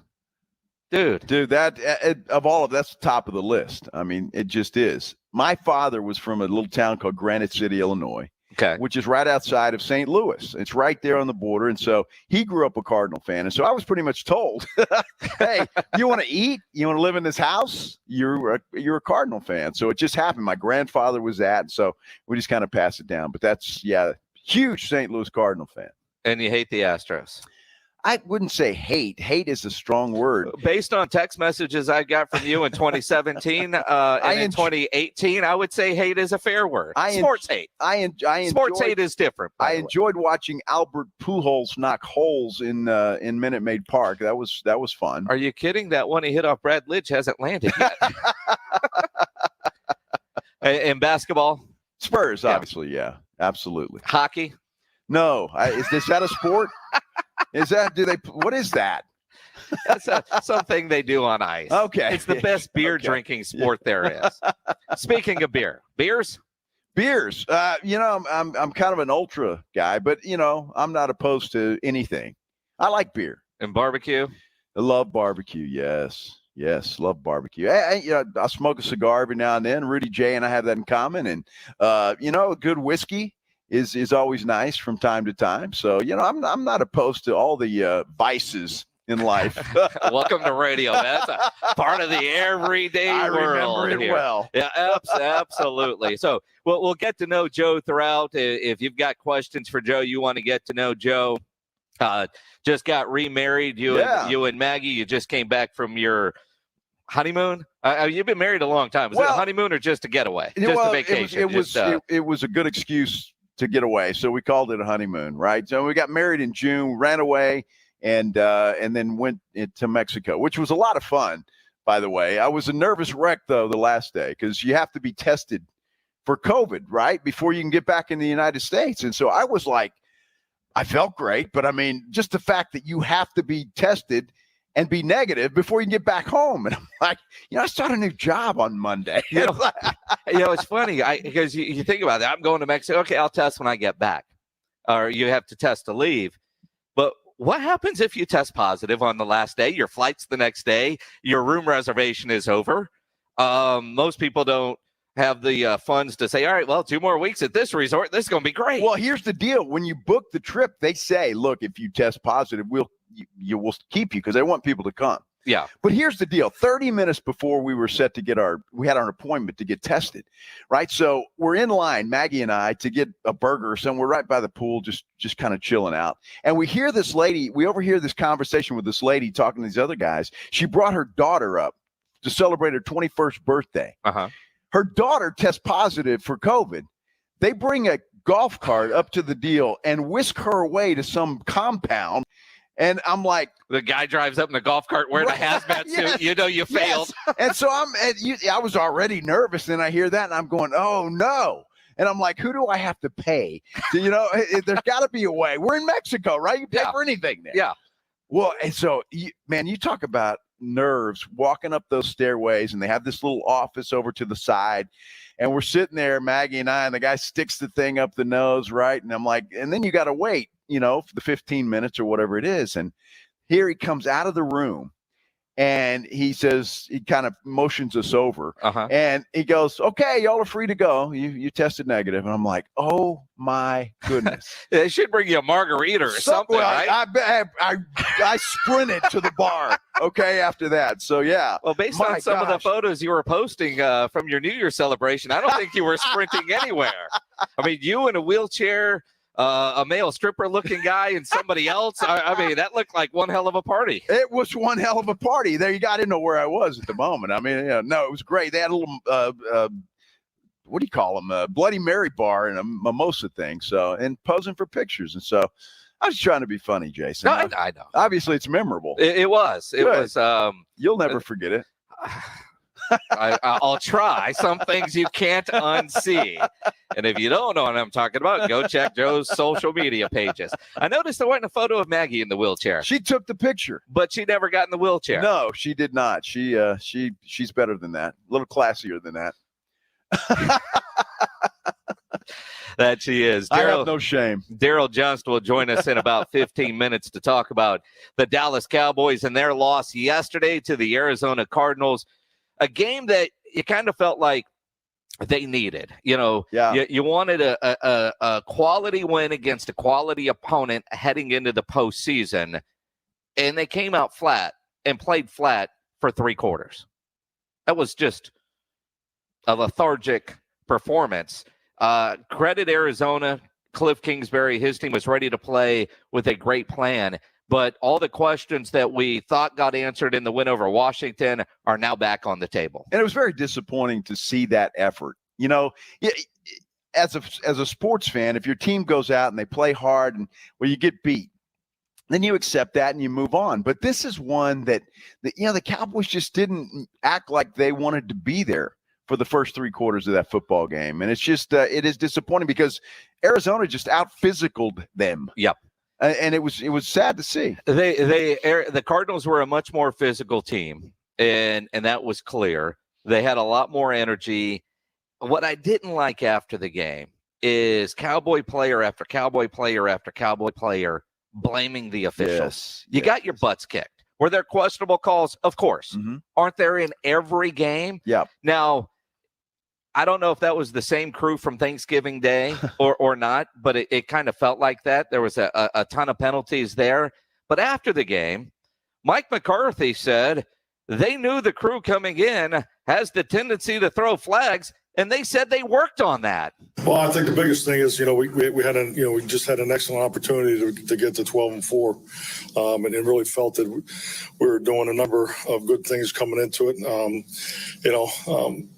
Just like anything in the game, you evaluate everything. You have game plans for everything, and we're well aware of the things we need to work on, and what our statistics show as far as an area of officiating. This crew is weekly, high in officiating numbers, and so we just tried to really illustrate that all week. And but I think the timing of our penalties for us personally was something that was a challenge for us to overcome. As a fan, does that not frustrate you even more that they knew, they worked on it, clearly they talked about it, and it was the crucial times of the penalties? Was it 3rd and 1, Pollard picks up 8, penalty?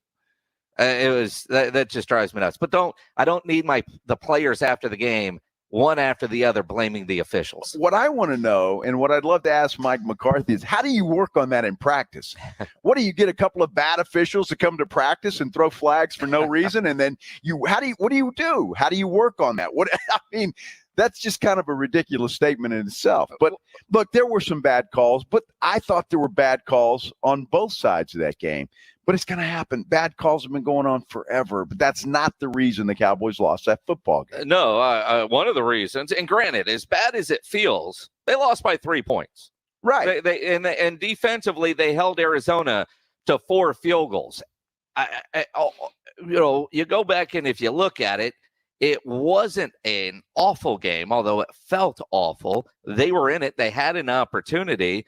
but they had no rhythm on offense. Part of that, they don't establish a running game. Once again, Zeke was MIA. Pollard was MIA. Dak Prescott was your leading rusher with 20 yards for a team that's built run first, supposedly. Mike McCarthy was asked after the game about the lack of a Cowboys running game. Didn't get that going the way we would anticipate, but that's something that we have to have. We clearly understand our identity, but yeah, we definitely do not have that today. I don't think you do understand your identity, Coach. I don't either. I don't think they do understand it. And I don't know if it's McCarthy, if it's Kellen Moore, if it's both of those guys, but the identity of that football team is a physical pound the football and throw later. When you have the opportunity, use the play action pass, right, to get the ball downfield. Again, Jason, I don't know if it's that offensive line is just disappointing and they're not being the offensive line. And keep in mind, some of those guys have been around a while, and that's a difficult job to be an offensive lineman. I mean, you're getting pounded play after play after play. Some of those guys are getting a little long in the tooth.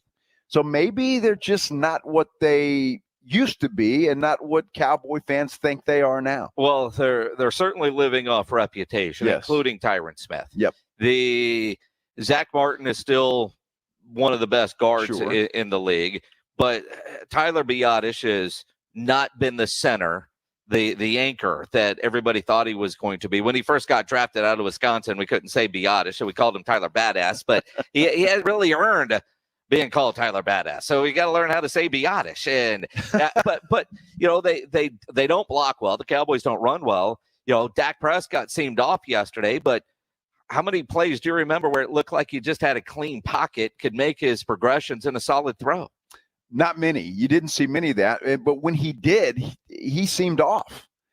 When he had guys open, because there were guys open down the field from time to time, that he just flat out missed.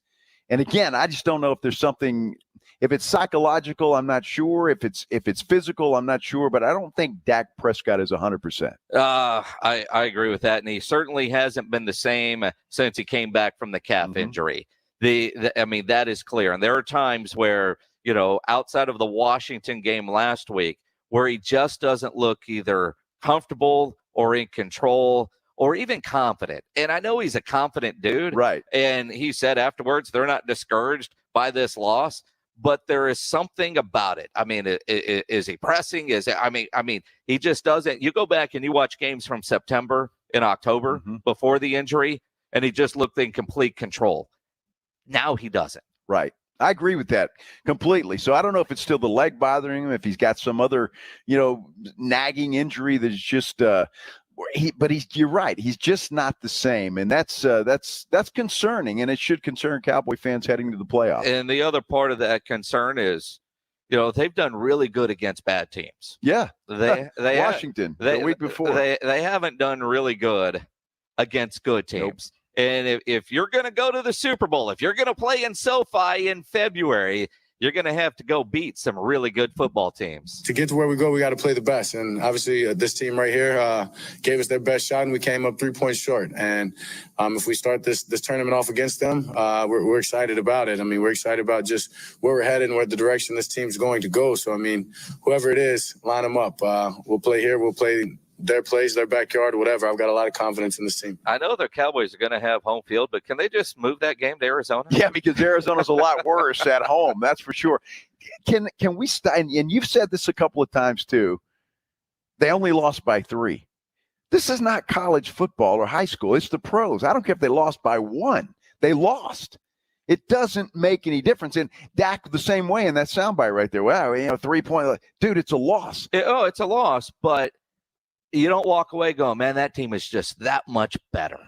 I mean, what difference does that make? A couple of plays, and it's a different game. You're at home. You beat that team if you are a Super Bowl contender. At home, in your building, with that crowd going nuts, you win that football game, period. No excuses. you win that football game. Joe, Well, the we refs only threw lost too by many 3. flags, and they only lost by 3. Yeah. And, Arizona was banged up. They didn't have half their team, for goodness sake. They were inspired. They were inspired. I mean, you win. You're at home.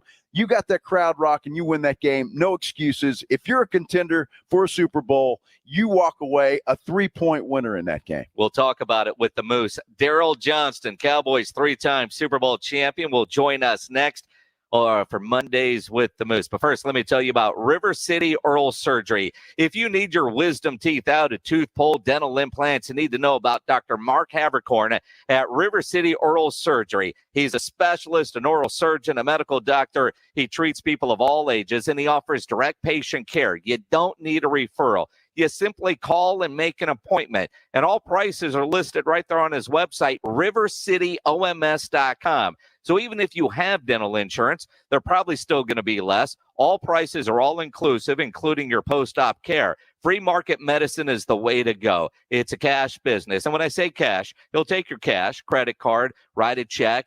He does have financing available, and you know exactly what you're going to pay, and you're going to get the best care. People drive from all over the state of Texas to go see Dr. Havercorn. River City Oral Surgery is a full-scope oral surgery practice over there at 1604 near I-10. Basically, it's across the highway from Topgolf. Call 210-778-0002. 778-0002, or go to the website rivercityoms.com. rivercityoms.com for River City Oral Surgery. The Moose, Daryl Johnston, joins us next after Sports Center from James Pledger. We'll start things off in the NBA with the San Antonio Spurs game with the Miami Heat that was postponed due to COVID on the Heat's part back on December 29th has now been rescheduled for February the 3rd. It creates a new back-to-back for the Silver and Black, who will take on the Rockets the following night in Houston on February the 4th. In college hoops, the Incarnate Word Cardinals beat Dallas Christian College 90-45, led by Josh Morgan 16 points as they improved to 4-11 on the year. Tonight, the UTSA Roadrunners get Dallas Christian with tip-off from the Convocation Center set for 7 o'clock. In college football news, the Texas A&M Aggies keep landing the 5-star recruits as the latest committed over the weekend in 5-star linebacker Harold Perkins out of Houston Cy Park, who chose the Aggies over Texas and LSU. His commitment gives A&M the top recruiting class of all time. In the NFL, the Cowboys fell to 11-5 on the year, dropping their game with the Arizona Cardinals 25-22 up in Arlington yesterday evening. Wide receiver Michael Gallup suffered an ACL tear on a touchdown grab and is now done for the season, while the Houston Texans fell 4-12 after they dropped their game in San Francisco against the 49ers by a score of 23-7. I'm James Pledger for San Antonio Sports Star. Did the guy driving an 18-wheeler which wrecked into you focus too much on looking at himself in the mirror and not the road in front of him? His hair is still a mess, and now you're seriously hurt. If you or a loved one is hurt in a wreck with an 18-wheeler or company vehicle, don't call just any dude, call the dude, the personal injury dude. Mark Poling at Poling Law, PLLC, at PIDude.com. That's PIDude.com, or call 210-201-0303 24 hours a day. Millions of people use Zoom Phone, the innovative and feature-rich cloud phone system for businesses of any size. Zoom Phone is simple to use, whether you're on a mobile device, desktop, laptop, or desk phone. And because every call is important to your business, Zoom Phone was built with reliability in mind, using geographic redundancy to keep your communications online. Empower your workforce with Zoom Phone. Visit zoom.com/phone system. Zoom, how the world connects. Finding great candidates to hire can be like, well, trying to find a needle in a haystack, but not with ZipRecruiter. Its powerful technology actively finds and invites qualified candidates to apply to your job. So while other companies might deliver a lot of hay, ZipRecruiter finds you the needle in the haystack. See why 4 out of 5 employers who post a job on ZipRecruiter get a quality candidate within the first day. Try ZipRecruiter for free at ZipRecruiter.com/free. That's ZipRecruiter.com/free. O'Reilly. Are your wiper blades chattering, skipping, or squeaking? Don't let streaks or smearing on your windshield compromise your visibility. When it's time to replace your wiper blades, stop by O'Reilly Auto Parts and see our selection. Our professional parts people will even install your new wiper blades while you wait. Stop by O'Reilly Auto Parts today. O'Reilly Auto Parts. What are your 2022 business goals? Simplified IT? More security? Dell Technologies has the expertise to help you, from transforming your digital workspaces to providing comprehensive end-to-end IT solutions. Get high-performance computers featuring Windows 11 Pro with powerful hardware-based security and savings up to 45% during Dell's New Year event sale. Get special financing through Dell Financial Services. Call a Dell Technologies advisor at 877-ASK-DELL. If you're thinking about a compact tractor and you want the best, you can afford a Kubota. Hi, I'm John Ewald with Ewald Kubota. Come into one of our 11 locations and check out the new Kubota L2501 package deal, which includes a four-wheel drive tractor with a hydrostatic transmission, a front loader, a rear mower, a box blade, and a trailer, all for one low price. With a deal this good, you can afford a Kubota from Ewald Kubota. Check out our package specials at ewaldkubota.com. You say goodbye, and I say hello. With Mercari, your unneeded things can find a new life. Hello, hello. Easily list and sell, I know why you say goodbye, and I say hello. or discover great finds. Hello. Buy or sell almost anything. You say goodbye, and I say hello. Download Mercari on the app stores or at Mercari.com. Mercari, your marketplace. This is a court-ordered notice. Current and former Volkswagen and Audi owners or lessees may be eligible to receive payments and other benefits from a legal settlement related to allegedly defective Takata airbags in their vehicles. To see if your vehicle is included and to file a claim, go to autoairbagsettlement.com or call 1-888-735-5596. That's autoairbagsettlement.com or 1-888-735-5596. Second it takes. The Blitz with Joe Reinagle and Jason Minix. San Antonio Sports Star, ESPN 1250 and 94.5 FM. It is the Blitz here on San Antonio Sports Star, ESPN AM 1250, 94.5 FM. I'm Jason Minix, Joe Reinagle from Ken's TV, new co-host here on the Blitz. And great to be here, man. I'm having such a good time. This is great, and looking forward to many fun days ahead. And they always get funner Mondays at 5:30. Mondays with the Moose. Daryl Johnston, Fox analyst, three-time Super Bowl champion with the Cowboys, joining us now. Daryl, hope you had a great New Year's. I did. How was yours?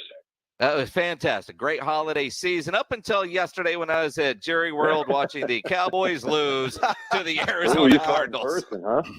I did. I did. It was, somebody tweeted me earlier about, that's 2 games in a row. I was at the Broncos game and I was at yesterday's game. Maybe you should stop going. Yeah, but I'm 3-2 this year inside the stadium, or 2-2. I forget. I mean, but again, though, I mean, It is frustrating when you make the effort to go to the game as opposed to from your recliner and you see an offensive performance like that.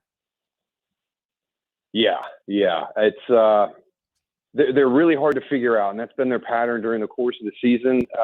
One of the things I was not aware of is Kyler Murray has never lost at AT&T from high school to college to the pros. So I wish I would have known that in our pool. It might have swayed me the other way a little bit. Daryl, this is Joe, but going into that game yesterday, the Cowboys are coming off a great performance against the Washington football team, and you figured they kind of righted the ship.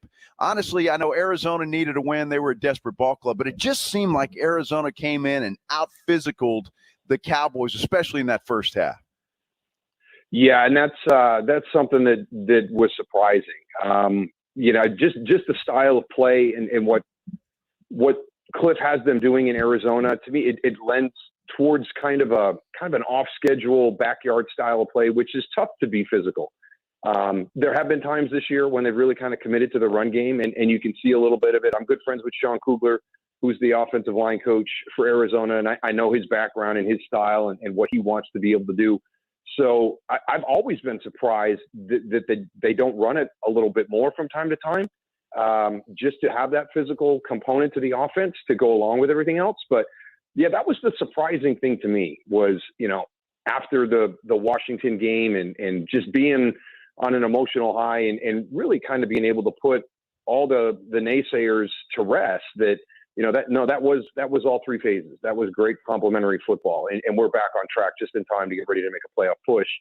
And then you come out and have a performance like that with only one game to go in the regular season to kind of get it all corrected. So, that's not the one I was worried about. I was more worried about Philly with a lot on the line to play. So this is going to be interesting down the stretch for Dallas. One more game to go. I thought it was interesting that Mike McCarthy said today that they're going up to Philly to win the game, and he's not resting anybody. And, and it's meaningless now for both teams. So meaningless it got flexed to a Saturday night as opposed to Sunday. But I don't know. I don't know if they should rest players or not. I mean, Zeke doesn't look healthy. But then again, if he's only going to get 9 carries, then you might as well run him. And that's the thing with Daryl. I look at this Cowboys team, and we've talked about it a lot throughout the season. The identity of this team, they tell us, is a power running football team first. Yet yesterday they ran 17 total rushes, 5 of those by Dak Prescott. Yeah, the actions don't follow the words from time to time, and for me, it's in the red zone. It's always been one of those things, and I was surprised to find out earlier in the year they had kind of swung back to the point where they were running it a little bit more in the red zone. But that's where I'd like to see him be physical, and I know we like you pointed out, Jason. We've talked about this a bunch during the course of the season, and we've kind of pleaded a little bit. Hey, let Tony Pollard get on a roll there, and then he gets hurt, but still, Corey Clement's a good back. There's ways around this to try and get people healthy, and I respect all of them for lining up and wanting to play and knowing that they're not going to be at their best, but still feeling that even at 85%, I can be a positive for the team. So I get what they're thinking, and sometimes I was that way as well. You've got to protect the player from himself, and I think that there was just an opportunity there, about 6-7 weeks ago, to really kind of lighten the load on Ezekiel for a little while, when Tony was healthy, and try and get him back a little bit quicker, because the last thing you want is him carrying a little bit of a nick into the postseason, because that's when it's going to be very important. And if you make it all the way to Lambeau and you're in the championship game, you're going to need to have some type of running component that day. You're going to need to be able to run the football efficiently. So that's definitely something that they've got to get remedied before they get into the postseason. Daryl, I know it's easy to Monday morning quarterback, and we talk about this and that, and why does this happen and why does that happen? But when I look at Dak Prescott, I just don't see the same Dak Prescott we saw back in September before the calf injury. Do you see it that way? Do you see that maybe there's just something off with that guy? I do. And I'm not sure. You see some of the ball sail a little bit. You see some of them, kind of short hop in. In the first 4 or 5 weeks of the season, everything was spot on. His location was outstanding. Hitting guys in stride, a very, very catchable ball, confidence to throw into tight windows. I've said this all season long. I was so impressed with him in the pocket, kind of with his subtle moves of staying in a little box and keeping the entire field open to him, as opposed to breaking out to his right or to his left and cutting that field in half. And I really haven't seen him get back into that rhythm that he had the first 4 or 5 weeks of the season since that calf injury, since he's come back. And, to me, that was one of the things that I was most impressed with this season, because it's really the thing that sets Tom Brady apart. And it's one of the things that young quarterbacks, even a guy like Zach Wilson, we had Jets Bucks this past weekend, and Zach Wilson will watch Tom Brady, even though they played the game very differently from the quarterback position, because he wants to see, how he maneuvers that pocket in tight spaces. He wants to see, how he always has the solution for the out. So he never takes the sack. He never takes the negative play. He can get that ball into an area where it's not intentional grounding. He doesn't make the mistakes from the pocket. And that's something that he's excelled at his entire career. And it was something that I was really, really impressed with Dak Prescott at the beginning of the year. And I just haven't seen him get back to that level of confidence inside that pocket. Daryl Johnston joining us here on the Blitz. And Daryl, as we try to figure out what's going on with Zeke and Pollard in the run game and Dak and, where he's at, does it come down to this offensive line isn't as good as we thought it was coming in? Well, Tyron has been carrying injuries for several years now. So, he played at such an elite level for so long that it was, kind of hard for Tyron to play to that level, at this stage of his career. And so I think that that's probably the biggest thing. You're getting some pressure. I mean, you used to be able to just, hey, we're good at left tackle. We don't have to, even if it's a big time edge rusher coming off that side, we're good. He's got that locked down. And when you can do that as an offensive coordinator, you don't have to worry about the blind side of your quarterback. It is such a luxury. Lyle Collins has not, kind of taken that next step from last season. Zach Martin, is probably the most consistent guy of the five, but he's similar to Tyron. He played at such an elite level early in his career. It's just been hard for him to maintain that. And then they've really, kind of struggled at left guard still. Biotish is up and down at center. So yeah, I think you're exactly right. We see the individual components and you hope that when they go together as a starting five, they're even better. But they haven't played to that level this year. And that's going to be the key. That's the saving grace for Tampa Bay, with Godwin out and them trying to figure out exactly, what they're going to do at wide receiver, who's going to be the running back on third down to spell Leonard Fournette. The one thing they've got is a starting five that's pretty darn good. I mean, they've got 3 Pro Bowlers and a Pro Bowl alternate there in Tampa Bay. So you can kind of see back what Dallas used to be, several years ago and what Tampa Bay has right now, where there's other issues going on within your offense, but that offensive line makes everything okay. Where right now is they struggle to find the rhythm in the running game, protection in the pocket. They can't lean on that offensive line as much. They're not playing at that level that they were just a few years ago. Daryl, I've heard Kellen Moore being criticized a little bit for his play calling and some of the things, but knowing what you just said about the offensive line and finding a rhythm, does that make it tough on an offensive coordinator to try and figure out what is going to work from game to game? It really is. Having had a conversation, with some guys that I know in the NFL that have gone through kind of like similar times during the course of the season. It's a 3-4 week span where they've got guys out of the lineup and they've got to completely adjust their game plan, to account for that. Or you've got some teams that are struggling during the course of a rebuild and just, trying to turn that corner a little bit. And they've got to be very careful and they'll get criticized for play calling because, hey, we're not stretching the field. Well, we can. Our offensive line won't hold up. Our guys can't win on the outside, so we can't play the game like some teams in the NFL can. And I think the fan bases get frustrated. And I think that, sometimes that happens with Dallas, because, we know what we want to do. We want to start running the football efficiently, start getting a few chunk runs, get to the play action, hit a couple of shots down the field. And we see that from time to time. But I think sometimes we get spoiled a little bit and it's not as consistent as we would like, but the potential is always there. So that's the one thing that Dallas has that a lot of teams in the NFL don't. The ability to do that at any time. There's some teams that can only aspire to be what Dallas is offensively at some point, during the next 3 to 5 years. So it's a luxury for Dallas to be where they are. And I think that that's why sometimes as fans, we get frustrated because we don't see them play at a level that we see them at from time to time on a more consistent basis. Well, and I look at and I think about some of the play calling, or at least how the plays turn out and develop. When was the last time you saw the Cowboys take a bunch of shots downfield in a game, or play action pass to set it up? It's a lot of short passes. Dalton Schultz was targeted 10 times yesterday, by far the most on this Cowboys team. Everything seems to be underneath. Yeah, it's just kind of one of those situations where everything kind of comes through a cycle. We're coming off, maybe a little bit of a run where defensive coordinators were a little bit more aggressive, maybe a little bit more pressure based, willing to play a little bit more single high. Now with what's happened over the last couple of years, that cover 2 shell is coming back into play.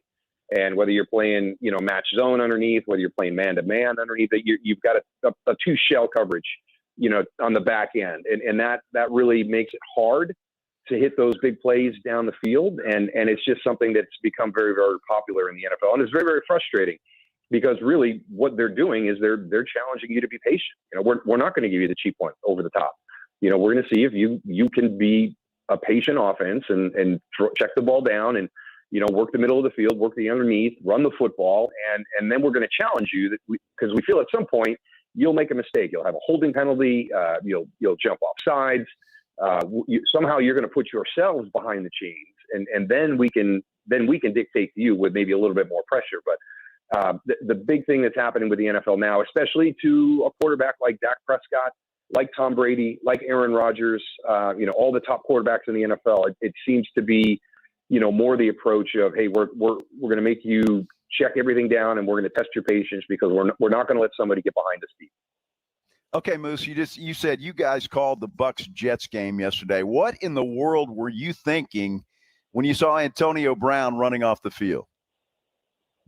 I didn't realize it was Antonio Brown at first. I thought we just had a fan that had come onto the field, and all of a sudden you see that he's got football pants on, and I didn't know what to say. I didn't know what to think.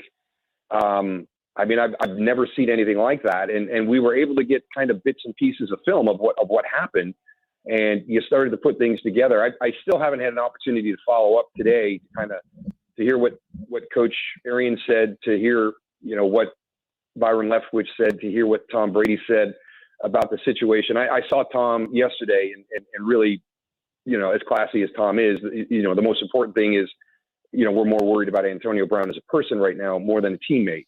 We want to make sure that he gets the help that he needs. But it was the most bizarre thing I have ever seen happen on a football field. And the crazy thing is that was one of the most important things for Tampa Bay to accomplish in their game yesterday, was to solidify the starting three wide receivers so Tom can get comfortable the last two games of the season before they go into the playoffs. So who is going to be the guy that fills in for Chris Godwin, and what role will Antonio Brown have? And he just blew that whole thing up yesterday. So, that was the surprising thing to me, is as a guy coming off of a 10-catch, 100-plus yard performance the week before, where your quarterback, who's considered the greatest player at the position in the history of the game, threw the ball to you over 50% of the time. So obviously, there's a role for you to try and win another Super Bowl. And something happened that made you respond that way is just the most bizarre thing that I've ever seen. And I can't even comprehend what transpired on their sideline to get him to that point mentally where he thought that was an appropriate thing to do. And again, Bruce Arians not wanting to answer a lot of questions after the game. And even today, Schefter is reporting that they did not actually release Antonio Brown today. Ongoing discussions with the NFL with how do you move forward with this situation? And Arians apparently said that's the GM's responsibility. He's just not coming back in the locker room. And you're right. None of us have ever seen anything like that. As many games as I've done play-by-play for, you're in the booth and you're kind of ready for everything live. I don't know that anybody could be ready for what transpired there. You just let the cameraman do the work and let that tell the story. Yeah. And for me, the worst thing you can have in your locker room is self-inflicted adversity, because it's going to be challenging enough during the course of the regular season and going into the playoffs, just based on what happens during an NFL season. And, we've seen that with Kansas City. We've seen that, with Dallas. We've seen that with a number of teams in the NFL. And there's going to be times where you've got to fight through that adversity, and hopefully you're better when you come through the other side. But you don't want it to be something that's within your own control. And that was the thing for me is Antonio Brown. He was not a good teammate. And, I place a very, very high priority on being around good people and having good teammates. And the reason why is you don't want to have to deal with situations that are self-inflicted. And that's exactly what happened. Right now in Tampa Bay, you're talking about everything but the fact that you found a way to win, even though it was the New York Jets. The New York Jets came out and played a pretty darn good football game. And they were in a position to win that game. And as a team in the course of a rebuild, you find creative ways to lose games. And unfortunately, the Jets did that again yesterday. But, Tampa Bay did a heck of a job, finding a way to win that game. There's a lot of positives that could have come out of that. But what they're talking about today has nothing to do with that. And that's the worst thing. And that happened to us on occasion during our time playing. And yeah, as a player, the one thing you don't want to have happen is you're talking about things that have nothing to do with the game of football. And that's the number one question that you're getting during the course of the week. And it's very frustrating. I think, you just kind of touched on it, underscore there. You think about some of the stories that came out with those 90 Cowboys while you guys were winning a bunch of Super Bowls. There were a lot of interesting stories that had nothing to do with the football team that you guys somehow had to circle around. But what you didn't have was a guy quit in the middle of a game. Inside that locker room, you could rally around your teammate because he was a good teammate going through something that was making the news. But ultimately, you had a good teammate. What Antonio Brown did yesterday, it's just bizarre. And until we hear from Antonio, because, we're hearing so many different stories now. Was he one is he told them, I can't play, my ankle is hurt. They say, you're healthy, get out there, get out of here. And so he left. And who knows if that's true, but it was just extremely bizarre. I can't imagine being in the booth for that one. Yeah, he was definitely carrying an ankle, and it was a game time decision. I did not see anything during the course of the game when he was playing that would have indicated to me that the ankle, had gotten to a point where he was not going to be effective. There was nothing that was done, up until the point he chose to leave the field, where it was maybe better to have Cyril Grayson in the game than Antonio Brown, or Tyler Johnson in the game as opposed to Antonio Brown. He still seemed to be, from the coach's perspective, the best opportunity for them to have success in the passing game.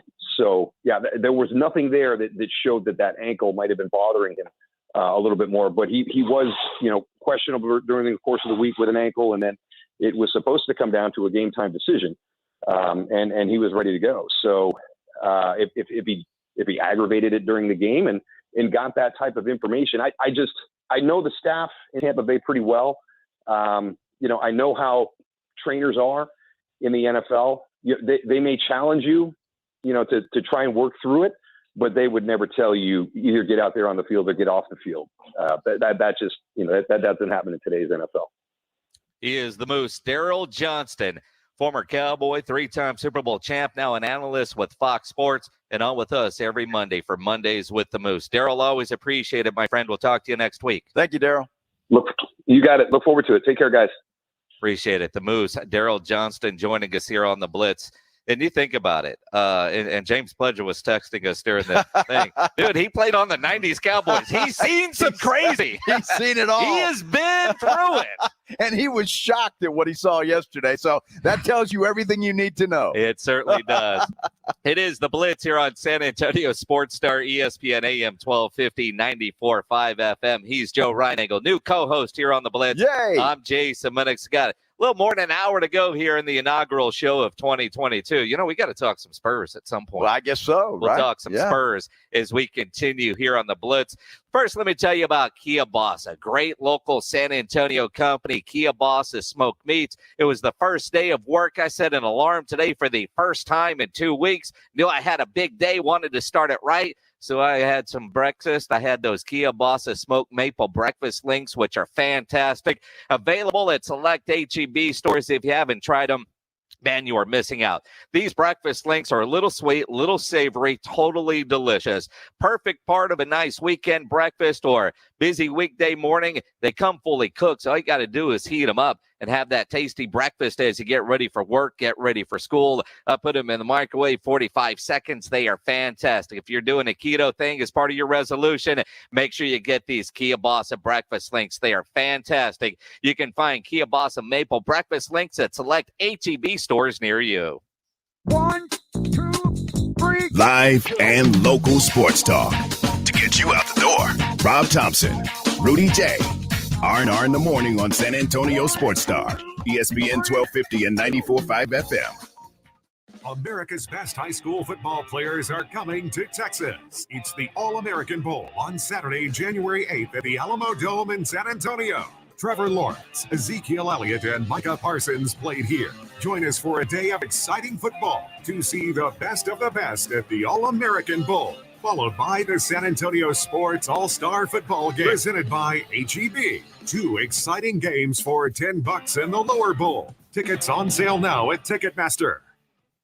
I know you've been waiting a little bit longer than normal. Jen's manicure spot needs an extra pair of hands. Who's at the front desk right now? Someone who's handy with everything from nail files to spreadsheet files. Deidre's not coming in today, but we have that whole bachelorette party. Indeed can help her hire great people fast. I need Indeed. Indeed you do. Instant Match instantly connects you with quality candidates whose resumes on Indeed match your sponsored job description. Visit Indeed.com/credit and get $75 towards your first sponsored job. Terms and conditions apply. Without the ones like you, who work tirelessly to keep things running, everything would suddenly stop. Hospitals, factories, schools, and power plants, they all depend on you. No matter the weather, emergency, or time of day, you're the ones who get it done. At Grainger, we're here for you 24/7 with supplies and solutions for every industry and access to product specialists ready to help. Call, click Grainger.com, or just stop by. Grainger, for the ones who get it done. Hi, I'm Emmitt Smith, Pro Football Hall of Famer and 3-time champion. Pro Football's all-time leading rusher Emmitt Smith talks about joint pain. Trust me, I know about joint pain. Sure, I made it look easy, but if my body could speak, it would say, I'm in pain. Are you living with chronic joint pain? Knees, hips, lower back, shoulders? Don't just assume the old treatments are the only treatments. I've gone under the knife to get rid of pain, but now there are options, and you need to check them out. Emmitt's talking about QC Kinetics, exciting new natural biologic therapies that can repair and restore damaged tissue in your joints. New options now available here. You can encourage your body to actually heal itself with the help of QC Kinetics. Real relief with no surgery, no drugs, no downtime. Call the local medical professionals at QC Kinetics for regenerative restorative treatments with lasting relief. But now, you and I, we have help. QC Kinetics. Start now with a free consultation at QC Kinetics. 210-571-0318. That's 210-571-0318. Call today. 571-0318. Listen to this station anytime, anywhere on Odyssey. Odyssey is your new audio home for all the music, news, sports, and podcasts that matter to you. Odyssey. That's AUDACY. There's never any FOMO with the iHeartRadio app. You won't ever have to miss out on your favorite shows and contests with this radio station again. Radio 24/7, 365. We're here when you want us. Stay connected and listen anywhere when you download the free iHeartRadio app. Pride. Hey, listen up. Tradition. Let's keep it going. Football. Let's The NFL playoff picture is coming together. Hear it unfold on San Antonio Sports Star, ESPN 1250 and 94.5 FM. Set your alarm to wake up with us. San Antonio Sports Star, ESPN, AM, 1250 and 94.5 FM. It is the Blitz here on San Antonio Sports Star, ESPN, AM, 1250, 94.5 FM. I'm Jason Minix. New co-host Joe Reinagel. It is Kent's great TV. to be here. I tell you what, Pledge plays some great music back there, man. I don't think I've danced this much in a long time. You're a chair dancer, huh? I'm a chair dancer, yeah. I got a great sprinkler, man. Yeah. It's fabulous, yes. Great job back there, Pledge. Oh, Pledge kills it, man. Yeah. I'm telling you, I mean, he's the best producer in the game. All right, well, I know that. I've been here, a couple of hours now, and I know. Now, Pledge and I have been together for 20 years. All right. Well, Pledge, we got about 5 million hours to go, but we'll get there. we will get there. And then, see, and Pledge keeps me on track with stuff, right? Somebody has to. Well, so he texted me, I've got to give away Monster Jam tickets. Oh, wow. I didn't know we were giving away Monster Jam tickets. I know you emailed me earlier, Pledge. I was busy. We were getting ready for the new show. I haven't read the email. Oh, Tell me about busy. these Monster Jam tickets that we have to give away. Well, coming January 15th and 16th to the Alamo Dome. Monster Jam. That's really bad. Yeah, I'm aware. You got to do better. Yeah, that was. Did you got a Monster Jam voice? No. Rob's How got do the you do Monster that? It's Jam like, voice. Monster. No, Come on, monster. come on. Give me your. Well, what's the big car, the big truck that it's green and it's like it eats Grave people? digger. Grave digger. That's I was the thinking one. Bigfoot. That one's blue. Hang on. I'm going through my. It is blue, isn't it? I don't know my Monster Jam trucks. blue. Damn it! I have no idea. It's part of it. James, when did you send me all that stuff? Oh, here it is at 12:41. Earlier in the day. Dude, I did get the email, and apparently it came in at 12:41. Now, Joe, I know you anchor on the 10 o'clock news, and you're still going to do that. But in your Monster Jam voice, Read this Let's one see here. right there. Just go total Ron Burgundy. Read what's on the page. Monster Jam comes to the Alamo Dome on January 15th and 16th. Hey, you can win your tickets all week right here on San Antonio Sports Star. Do I got to keep going? Oh, tickets and information available at monsterjam.com. All right, so we've got tickets to give away. We do. So you know we're on there. There's actually, Well, say that's we're the doing first time away. I've had a ticket prompter all day. I forgot know. how to use it. Yeah, well, that's it. See, I figured out I just show it to you. You'll read what's in front of you. What the hell? All right, so we've got a pair of tickets, a family 4-pack. What do we have? This is a pair of tickets. All right, so so Dad take the kiddo, let Mom go shopping, kind of thing. Yeah, it sounds like it. Do we have tickets for the 15th or the 16th? I think These are they're things universal. we need to know to give away. All right, they're universal. If you want to go, be caller number 9-656 ESPN 656-3776. Caller 9, you get tickets to go to Monster Jam coming to the Alamo Dome January 15th and 16th. Pledge will give you all the information. See, but now you know he doesn't know any more than I do. I mean, that's what it boils down to. It's kind of how I feel about my Spurs right now. Yeah. Now, granted, I haven't worked in 2 weeks, which is I haven't either. In all my years in radio and 14 here at ESPN, I've never taken 2 weeks off. And between, like you got married or at least had your honeymoon and a big party. My daughter graduated from college with her master's degree. Hopefully soon she'll have a job and get off the payroll. But, so it's just been crazy busy. I'm following the Spurs, but I literally haven't watched a game probably in more than a week, to be honest. And that's what we do here on the Blitz is we're honest. Hey, we're honest, right? That's what it is. I mean, I've seen scores. I've read articles. Tom Osborne has kept us up to date. He's been on the road with the team because Jeff McDonald is spending time with his kids, I'm guessing, or, whatever, because Tom is having a travel nightmare trying to follow this team around. But, they're going through the COVIDs like so many NBA teams right now. It looks like they'll get DeJounte back for the next one. But this has been a rough road trip for the Spurs. Well, it really has. And I'm kind of in the same boat as you. I was in Mexico for a week. And they don't show the Spurs down there? Well, not that I saw, no. But, I wore my Spurs gear, though, down there. I was representing San Antonio. Yeah, we saw that. Yeah, it was good, right? Nothing like seeing Ryan Egel wearing the Free Spurs T-shirt.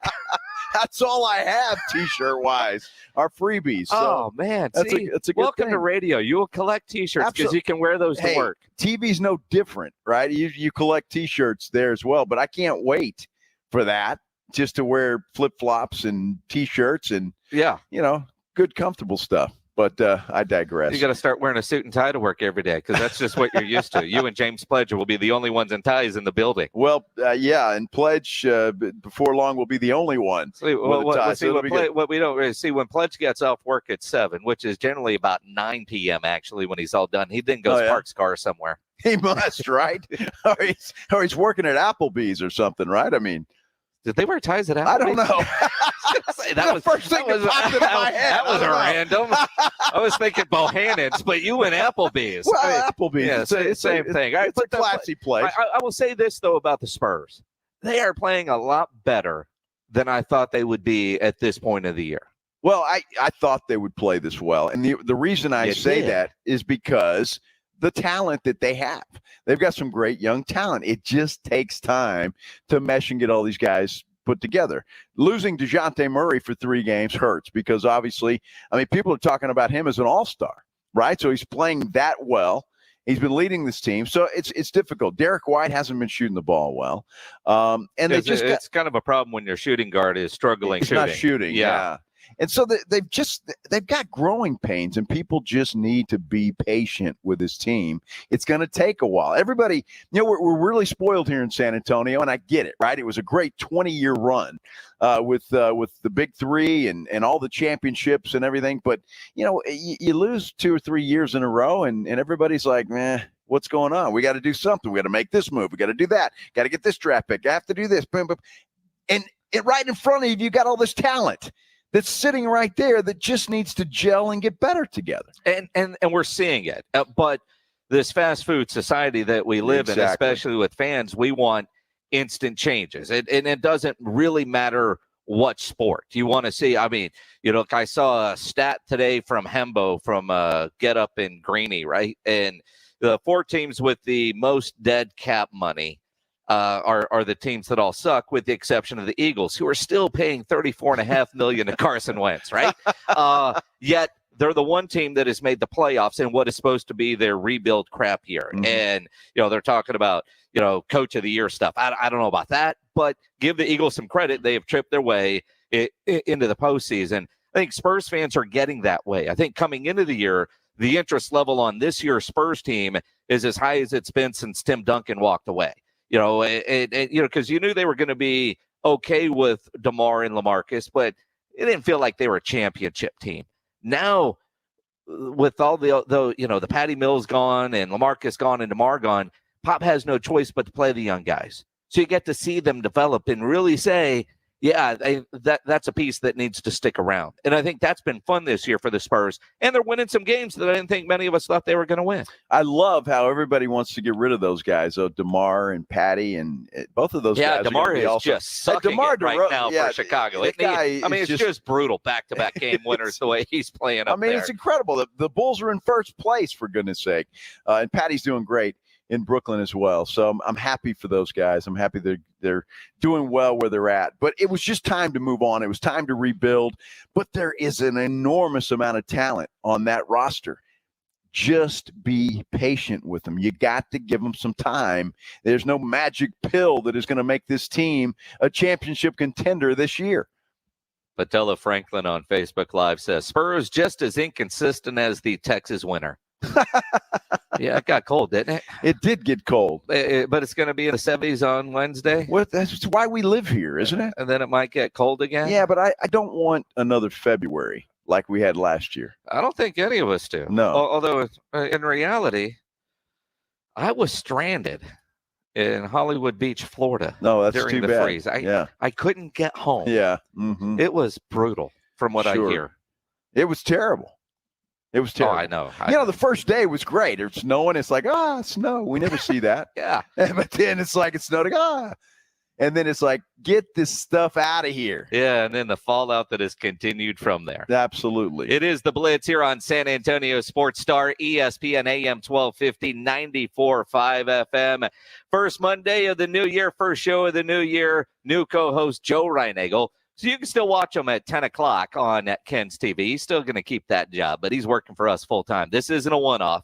No. He's going to come back tomorrow. I'll be here. And the next day, and the day after that, and the day after that, and, until they tell us we can't do this anymore, you're going to do this. Well, I got tired of listening to you get everything wrong. So I had to come and correct you and keep you in line. Pledge obviously wasn't getting the job done. So needed somebody to come tell you were wrong about everything. Oh, that's great. And they sent you. More of the Blitz as we continue. We're going to play a little game called Get to Know Joe as we continue here on the Blitz. Clint Stoerner will join us at 6:30. Injuries do happen. So if you twist, pull, pump, or snap something, you need to know about Dr. David Espinosa at TSAOG Orthopedics. Dr. Espinosa treats all non-surgical orthopedic injuries, and he has same-day and next-day availability. Telemedicine services are also available, so there's no reason for you to be in pain. If you're hurting, head over to TSAOG Orthopedics. You can go to the website, tsaog.com, or schedule an appointment by calling 210-804-5490, 804-5490, or again online at tsaog.com. I can't wait to watch you guys play! We're ready for y'all. Let's go! The NFL playoff picture is coming together. Let's go! Let's go! Are you ready? You gotta go out there every play and earn it! Hear it unfold on San Antonio Sports Star. I like it! We're serving up all the biggest games you can handle. Dominate on 3, 1, 2, 3, dominate! Get all the action live on San Antonio Sports Star. 180! Wait, son. ESPN 1250 and 94.5 FM.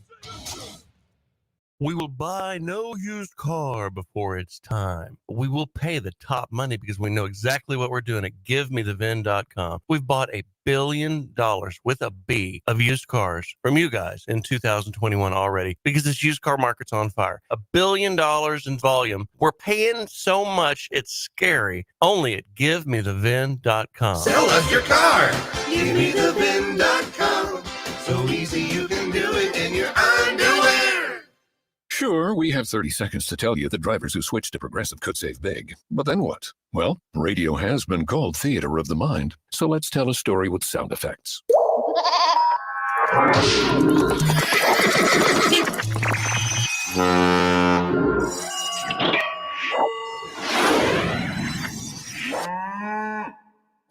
it's like I was in the story. Almost makes me forget this was supposed to be about saving big with Progressive.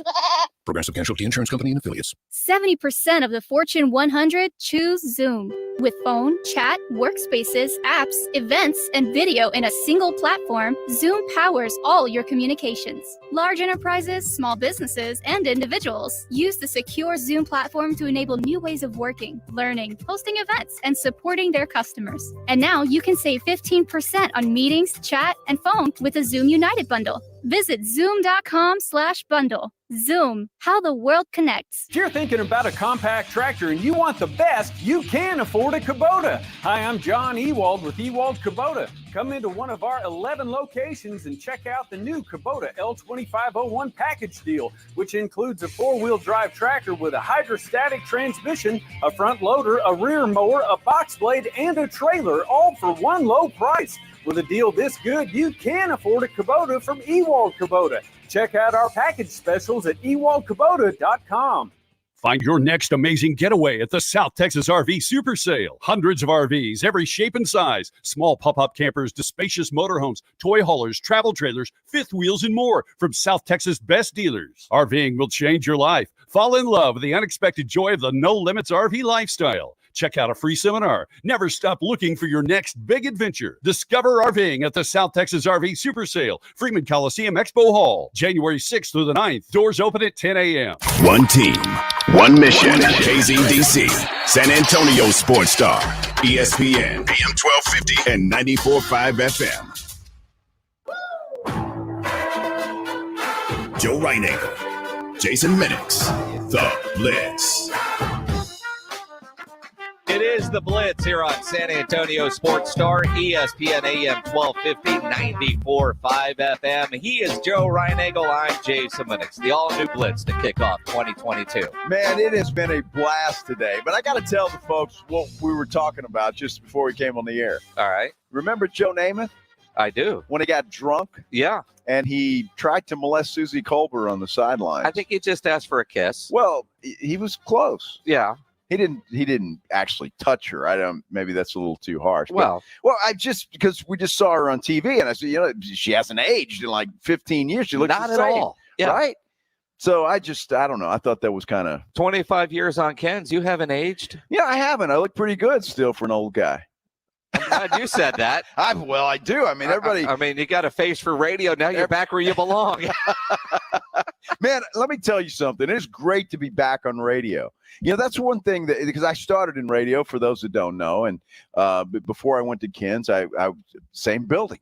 I'm back at the same building, right? KTSA, KTFM, and I was doing a sports talk show on KTSA at that time. You and I were doing that, and Sports Call. Russell Scott, Mark Allen were a part of it back in the day. Brian Anderson. Brian Anderson. He's done some pretty good things with his life. Yeah, he kind of left us behind. Yeah, he did. So it's great to get back on radio, man. I tell you what, radio is something that just gets in your blood, and it's just fun, and it's just great to be back. And this isn't a one-off, one-day type thing. No. You're not just sitting in my kitchen right now doing a couple hours. This is a new full-time thing. This is the all-new Blitz. Absolutely. I'm just wondering, you're not barbecuing anything. Every time I see you on social media, you got something on the grill. Today, you got nothing. Well, I've got a new show. I'm been busy. I mean, like we haven't worked in 2 weeks, but we've been busy working, preparing. We've been in the lab developing this show. Right. And so all right, that's not true. But I mean, yeah, which means you had plenty of time all day today to throw a brisket on or something. Well, now yeah, you got nothing. See, nothing. No, hang on. Tri-County Meat Market is closed today. So. Well, that's the only place I get my meat. You're like the Cowboys blaming the refs. Well, I mean, the refs were awful, and the meat store is closed. Tri-County's closed today, and tomorrow they're giving their staff a couple extra days because they work their butts off throughout the holidays. And so I thought about it. I was like, you know what? It's Joe's first day. We're going to do some steaks on the grill. It's cold outside, man. Thinking about it doesn't put that steak in my stomach. Uh-huh. One of these days. You know, you got to get better, Jason. Come on. One, I fully expected you to show up with some steaks and just throw them on the grill. If you were coming to my house to do a show, I'd have had thrown out the buffet. Peanut butter and jelly? Maybe. I mean, I don't like peanut butter, so you know. Don't. No. All right, Pledge, cue it up. We're going to play a game called Getting to Know Joe. Maybe. There he is. Maybe. Can we hear it? There Getting to Know Joe. Getting to know Joe. A little overproduced and late sound effect, but That's it okay. works. It works. We're getting that. You don't like peanut butter? I don't. What the hell's wrong with you? I'm not a peanut butter guy. I don't know. It sticks to everything, man. So I don't like that. I don't like coconut either. That's another thing. I don't like coconut. Yeah, but peanut butter. So, middle of the night, you wake up and you're hungry. You want a snack. You don't just go make a peanut butter jelly sandwich? No. If I do that, I'll get a good ham sandwich maybe, or I don't know, an apple. An apple in the middle of the night? Sure. Have you ever not tried, like a frozen burrito or pizza tried rolls? that? Well, it depends on how Dude, much. look at me. Does it look like I'm mixing an apple into my business? Well, it depends. Unless you got peanut butter to put on it. It depends on how much time I want to spend out of bed in the middle of the night. I mean, if you're hungry, you get up, you grab an apple, and bam. Yeah. Yeah. No, I'm not doing peanut butter. I don't do peanut butter. All right. What other foods do you not eat that everybody else seems to eat? I probably eat some that some don't, man. I love spinach, broccoli. I like all the good stuff there for you. That's good. Green stuff, huh? Goes great with a steak. Yeah. Have you ever seen my food pictures? There's no green in there. I am famous for, especially like when we actually used to go to the building, and if somebody was going on a lunch run, a lot of times it'd be James Pledger. And I hope they're still there, although I don't think they are. There was this great Chinese restaurant over on Austin Highway. We'd go over there, and I would go there enough to where the lady knew my beef and broccoli, which I would order. It's beef and broccoli with no broccoli. Just beef. Just beef. I don't want the broccoli. I don't want the carrots. You get more beef that way. Oh, so she just adds extra beef. Typically not, but at least you don't have to go through the broccoli, and you don't get the broccoli. You feel like it's okay. Yeah, well, I just don't have a lot of green in my diet. I don't mind green. I don't. Big See, Italian food There's guy a too, difference of saying I don't mind the green as opposed to I like spinach. I mean, only Popeye likes spinach. I do like spinach. It depends on how it's cooked, but I do like spinach. Ruth's Chris, the creamy spinach. Delicious. Yeah, no, that's good. Right? Yeah. Now, that's good stuff. Yeah. Or small spoonful because it's shareable. Somebody else is going to eat the rest of it. I'll eat a lot of that. But then because I'd rather get their garlic mashed potatoes. Well, those are good too. I say you can have both. But I'll get a can of, what do you call it? Del Monte or what? What's the brand? It's you want me to know a spinach brand? Dude, I'll throw that in the pan and eat that. It's not bad. It's good for you. Interesting. It's good for you. Yeah, pizza rolls in the middle of the night. That's Pizza fantastic. Rolls. That takes too long. Dude, they've got these kind that you can heat up there in a little bag for a minute. It's a minute 10. Dude, they're not the best. I'm halfway through the apple and I'm headed back to the sack. But you haven't heated up your spinach yet. I mean, I don't eat that in the middle of the night. If I get up middle of the night hungry, I'm up for at least an hour. Dude, I can't go right back to sleep. I got to go back to sleep. If my feet hit the floor, I'm up for at least an hour, if not longer. Well, I don't get up for a lot of midnight snacks because if I eat, I'll eat before I go to bed when I get home. Well, so that's the TV diet that you've been on for a long time. Right. Because you have to, maintain a certain look on television. So what are you telling me? I don't have to do that anymore? In radio, we, no. I mean, between me, Rob Thompson, Rudy J, Michael Jimenez, who's trying to lose weight, everybody except James Pledger follows the Radio Man diet. Yeah, I've seen Rob and Rudy. Yeah, they've got a figure. Yeah. You're so kind. All right, as we get to know Joe, we got Clint Stoerner in about 10 minutes or so. As we get to know Joe, you recently remarried. Yes. Your wife Maggie is wonderful. She's great. Randomly, my wife and I were just going out, saw you on a knee proposing to your wife. That's right. We did not plan on crashing your engagement thing, but we were just going to dinner, as you mentioned, Ruth's Chris over at Alon, and then we finished dinner and we were going to go to that little bar up there. So we're walking up the stairs, and I thought you had fallen down. I was like, man, that's Reinagel, and he's on a knee. I wonder, is he all right? And I realized you were actually proposing to Maggie at that time, and she actually said yes, which is great. We were actually because you had fallen. I mean, what was she going to do? She felt sorry for me. We were actually across the street from Ruth's Chris at Piatti's. I'm a big Italian food guy, too. I like Italian food. So we ate dinner there, and then, and you were kind enough. I don't think you bought drinks, though, after that. I think I ended up buying them all. I don't remember that. Well, maybe that's why I don't remember. There was a table that was there because you had some family there, and some people knew that was happening. Yeah. We go in to get some drinks. Everybody else is out there.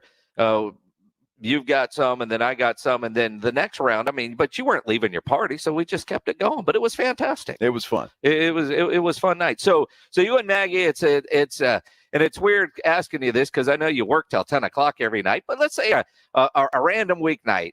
Are you watching regular TV, streaming? What shows are you into? Well, I don't watch much TV. But on weekends I will. Right, I'll do that. Well, Maggie likes these shows like Selling Sunset or the Bradshaw Bunch. She loves that. And Terry Bradshaw's all right, but he's a goofball. All right, and especially on that show. So I'm not really into that. But so happy wife, dude. I'll sit there and watch. Or Beating Bobby Flay. Have you ever seen that? I have not. Well, Beating Bobby Flay is actually pretty interesting. It's like a 2-minute drill in the fourth quarter. You got to beat Bobby Flay. That's how it works. He's the cooking guy, right? He is. He's a chef. He's good. All right, because Michael Jimenez, who hosts Halftime from noon to 2. Yeah. I think he watches about 38 hours of TV every day. Yeah. I don't know how he does. James Pledger's the same way. They know and watch all these shows and movies. You've seen Spider-Man 9 times already, Pledge. Don't shake your head no. Anytime that something is brought up, I believe Cobra Kai, a new season is out. Now that's good. Right? That was real good. I haven't watched it yet. I think it came out 10 minutes ago, but Pledge has already watched it all twice, right? I mean, and so is Michael Jimenez. Now, wait a minute. Has it come out yet? Yeah, it dropped New Year's Eve. It did? So I spent all New Year's Day just binging the because that was the only time I was going to have to watch it. Wow. But there was all the football on all day. And so you mean the bowl games Cobra that didn't Kai matter? was probably better. It might have been. I finally finished Ted Lasso. Okay. Now, see, I've never seen Ted Lasso. Oh, did you need to? Is it good? It's worth it. Okay. Everybody tells me about Yellowstone, but Yellowstone's good. I haven't watched Yellowstone yet. It's good. I'm not good on pop culture stuff.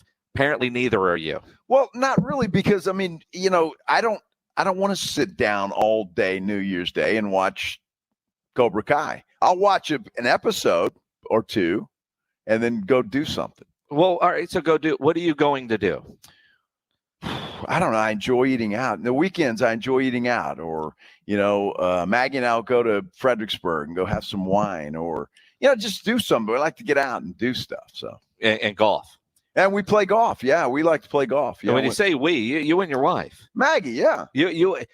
Most guys go play golf to get away from their wife. Well, we just got married. Did I mention that? Again, most guys go play golf to get away from their wife.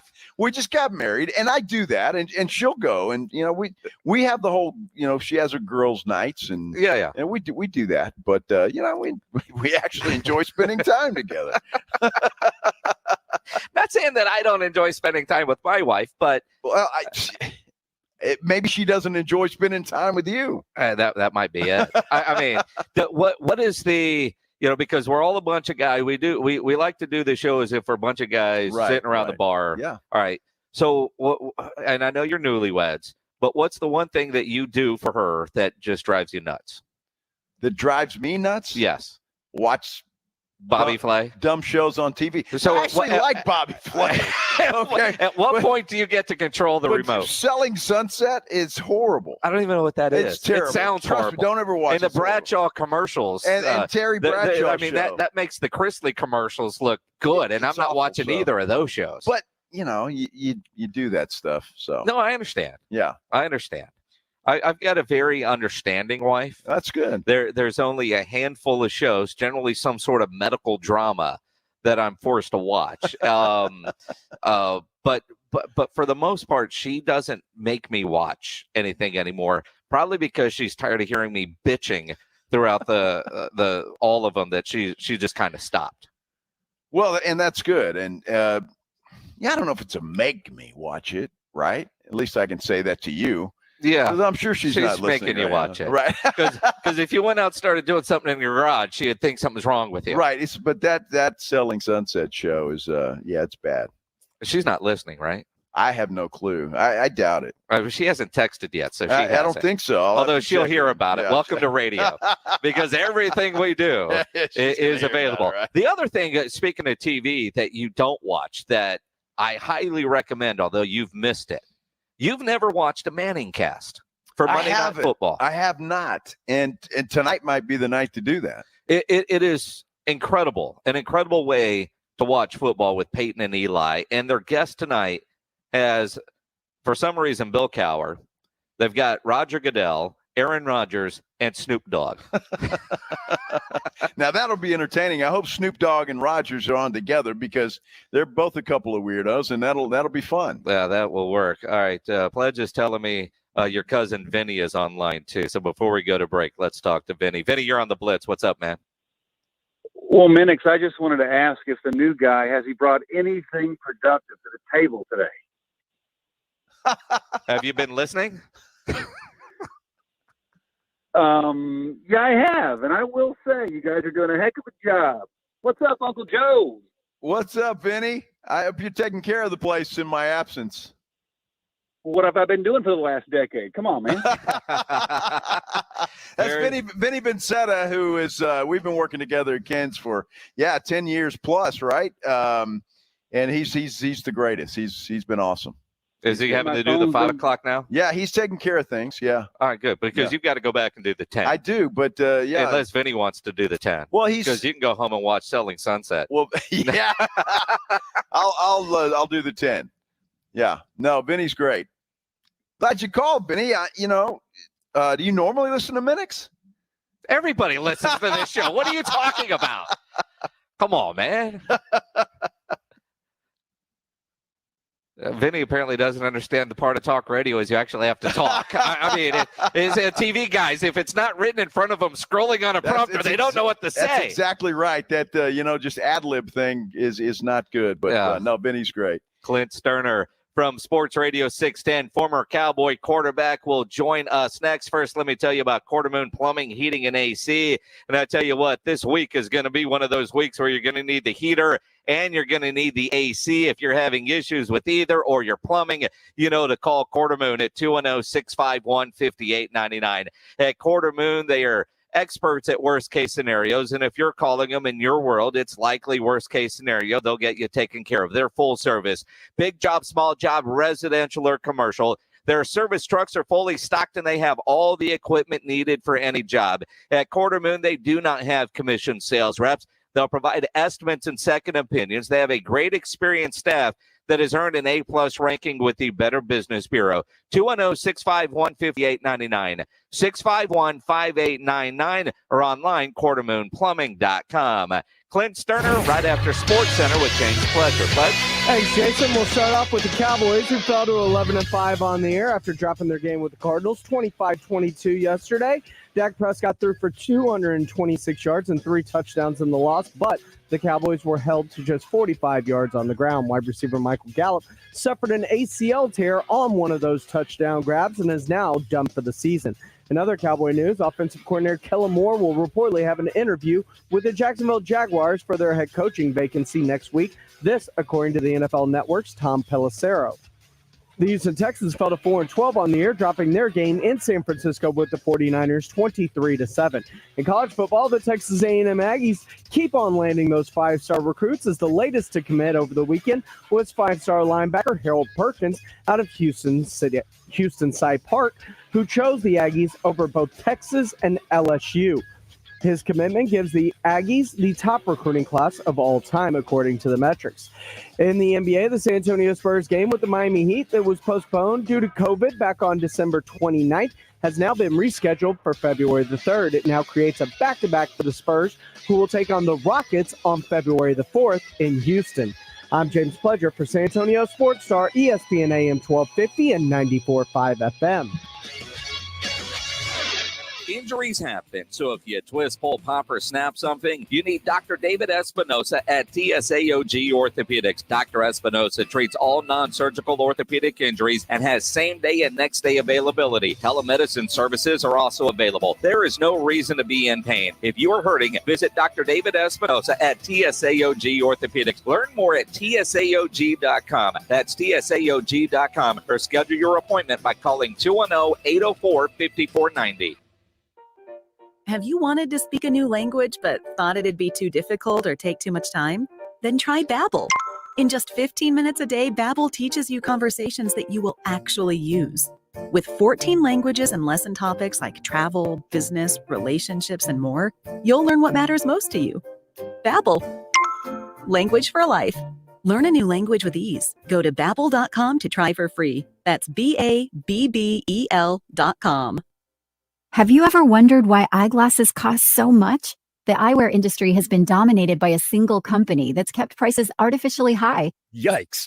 Warby Parker was created to change that. They design and produce their own eyewear and then sell it directly to you for a fraction of the price. Warby Parker's high-quality glasses start at just $95, including your prescription. Try 5 pairs of frames for free. Go to warbyparker.com to pick your 5 frames to try on at home for free. That's warbyparker.com. This is Matt Crowder live at the Shell station on 41st Street, reporting on the free gas app called Get Upside. That's letting people all over the country earn cash back on every gallon of gas they buy. Excuse me, miss. Have you heard of the Get Upside gas app? Of course. People are earning as much as $300 a year with the Get Upside app. It's so easy. Open the app to see nearby gas stations offering money back, pick the one you want, and get up to 25 cents a gallon cash back every time you buy gas. Wow. Well, there you have it. Stop paying full price for gas. Download the free Get Upside gas app and earn up to 25 cents a gallon when you buy gas. This is Matt Crowder, Radio News Network. Download the free Get Upside app now in the App Store or Google Play to earn up to 25 cents a gallon cash back when you buy gas. Use promo code TODAY for a 50 cents per gallon bonus on your first tank. That's up to 75 cents a gallon on your next fill up. You can cash out anytime to PayPal or an e-gift card for Amazon and other brands. Get up to 75 cents a gallon cash back on your next fill up when you download the free Get Upside app and use promo code TODAY. Promo code TODAY.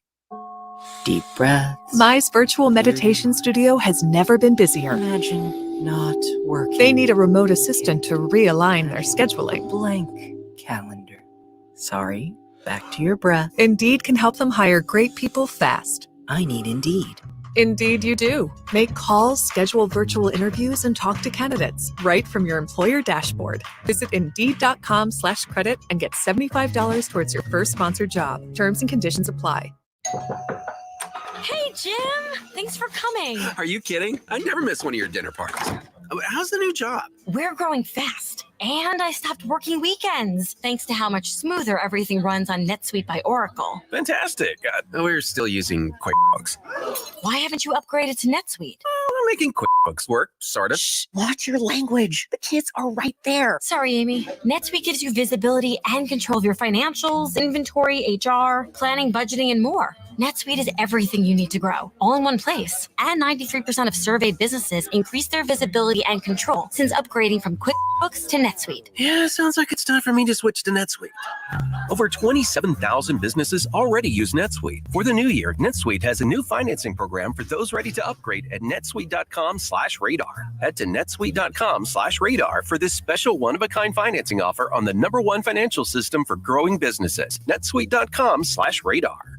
The best seat in the house is on San Antonio Sports Star, ESPN 1250 and 94.5 FM.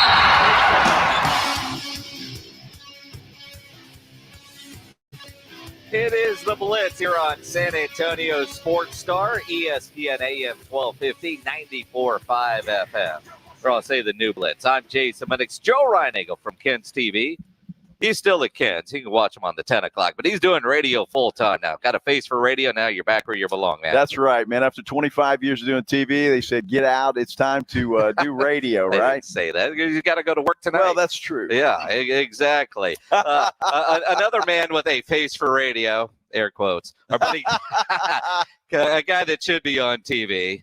Clint Stoerner, former Cowboy quarterback, former Arkansas quarterback, now doing great radio on Sports Radio 610 in Houston, joins us as he does every Monday. Clint, man, I hope you had a great holiday. Jason, I ain't had a bad holiday in a long time, my brother. It's kind of like a weekend, man. They're all pretty good these days. Joe, hey, good to meet you, man, and good luck with Jason, man. You're joining a hell of a guy, and I'm jealous because you get to talk to the beautiful Texas Hill Country every day, my man. Good to have you. Good to talk to you, man. Thank you, Clint. Yeah, life is good, man. This is it's a pretty good gig, right? So I'm happy to be here. Yeah. Now, Clint, earlier, Ryan Engel said to me, he's like, so what are we talking to Clint about? And I said, well, you know, when we set this up, it was supposed to talk about the Texans, but they're not really worth talking about. But we can talk about anything and a lot of quarterback play and great college football talk, right?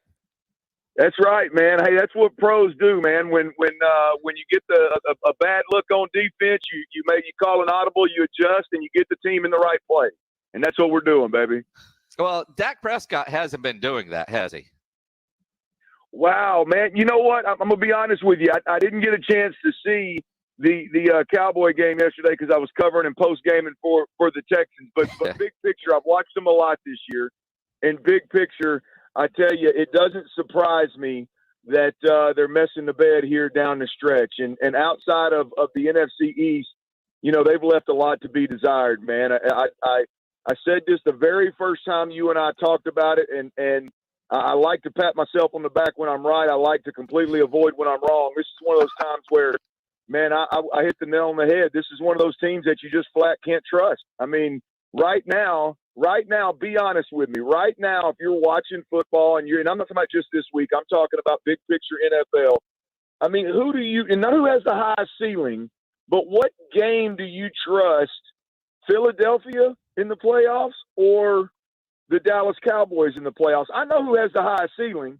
I know who's more likely to make a Super Bowl run if all the stars align.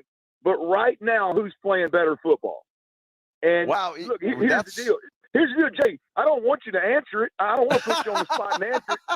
What I want you to do is acknowledge that it's a damn good question and a good debate. It really is, and it pisses me off that you came up with that. I mean, I want to throw up in my mouth a little, to be honest. I didn't think about that, but he makes a great point. I mean, my goodness, the Eagles are playing some pretty good football right now. Guys, when you watch Philly play, and I don't want to come. I mean, look, I don't want to talk to San Antonio, Texas, in the Hill Country about the damn Eagles. I know nobody cares, but I mean, that what they're doing is what every franchise should strive to do: find a quarterback, build your offense around him. Your quarterback and your head coach, or your offensive play caller, in this case the head coach, needs to see the game through the same lens. And they need to manage the game well. They need to have an identity. They need to stick to their identity. They need to play to the strengths of their players and play good, efficient, winning football. And I don't know what Philly's going to do in the playoffs, but they're trending in the right direction over the next couple of years to be a problem in the NFC East. And the Cowboys, you look at them and you go, hey, uber talented. No question about it. Any Sunday afternoon could beat any team in the NFL. We watched them the opening weekend. Jason, you and I talked about it against Tampa Bay. Dak played one of the most amazing games I've seen a quarterback play, hell, maybe ever if we really break down the film. But it's not sustainable. It's not something you can do 4 straight weeks against the most talented teams in the NFL. And if it's not that, then I don't want it. You know, it's interesting, and when you talk about the Eagles, and I of the two teams, I still think I would trust the Cowboys because of the talent level. But when you talk about a quarterback that is calm under pressure, did you see the video after the game yesterday? Jalen Hurts is walking off the field in Washington. Some Eagle fans were crowding near the tunnel, and the railing fell, literally fell. People fell, And Jalen sidestepped, avoided it like an oncoming linebacker, and then started helping people up. In a moment like that, he was as calm as you could be. Is that not what you want in your quarterback? It is exactly what you want. Look, he's a Channelview, Texas guy. His father and my high school coached together. I got a chance to train Jay a little bit when he was at Alabama and when he was at Channelview coming out after his senior year. And I'm going to tell you, there's a lot of guys that'll tell you they're a leader. There's a lot of guys that we in the media will and coaches as well will tell the world that they're the greatest leaders ever, but really it's because they're the most gifted individual walking at whatever unique skill set it is they possess. And in reality, they're leaders because they're so gifted. They're not natural born leaders. And I'm going to tell you, Jalen Hurts is a natural born leader. And I don't care what locker room or what environment you put him in. I don't care if it's politics or an NFL locker room. People are going to be drawn to him. And he is a natural born leader. The only thing about Jay was always question was, can he throw the ball well enough to compete at the NFL level? I would have told you, and like I said, I've worked with him. I would have told you no chance. When he left Alabama and transferred, I'd have told you there's no chance. There's no chance that he's going to pass the football at a high enough level to be a starter in the NFL, much less take a team to the playoffs. And the progress he made from when he got benched in that championship game against who was that? Clint? No, who was it? Georgia? No, who was that? It was Georgia. It was Georgia. Yeah, it was Georgia. Okay, it was Georgia. When he got benched in that game to when he graduated at Oklahoma, I've never seen that kind of physical progress development by a 20-plus-year-old quarterback that had that kind of success. So, I was baffled at how far he's come. But nonetheless, I mean, when you're around him, Jay, I don't know if you've been around him, but it's pretty clear within about 2 minutes of conversation that this dude is on a whole different level than 90% of the quarterbacks in the NFL from a leadership standpoint. Clint, I'm happy to see that he's having the success that he has because nobody gave him a chance. But here's a question that I want to ask you. Going into the playoffs right now in the NFL, who is Clint Stoerner gambling on to win the whole thing? Who's your quarterback of the playoff teams right now? Wow, man, you're putting me on the spot because two of my favorite of all time are obviously not only playing well, but they've got their team at the top of the charts, and that's Tom Brady in Tampa and Aaron Rodgers obviously in Green Bay. Look, I'm gonna go, and obviously in my opinion, they're both GOATs. By the way, the greatest of all time is Tom Brady. If we're talking about Super Bowls, if we're talking about decision making, Tom Brady, greatest of all time. If we're talking about skill set, playing the quarterback position, throwing the football. And I'm not talking about just arm. I'm talking about mechanics, nose to toes. Then Aaron Rodgers is the greatest of all time, in my opinion. So you put me on the spot there. I'll go with Aaron Rodgers because I believe that defense is for real. I believe that the whole time that you and me and Jason and everybody else in the media world were siding with Aaron Rodgers, complaining they're not drafting him or signing him any extra weapons, and he doesn't have anybody to throw the football to other than Devontae Adams over the last couple of years. They were really building him the best counterpunch any head coach, any organization can build, and that's that run game. And so I hate to have to pick between the two, but I'm gonna go with Aaron Rodgers right now, man. It's splitting hairs for me, but I'll go with Aaron Rodgers.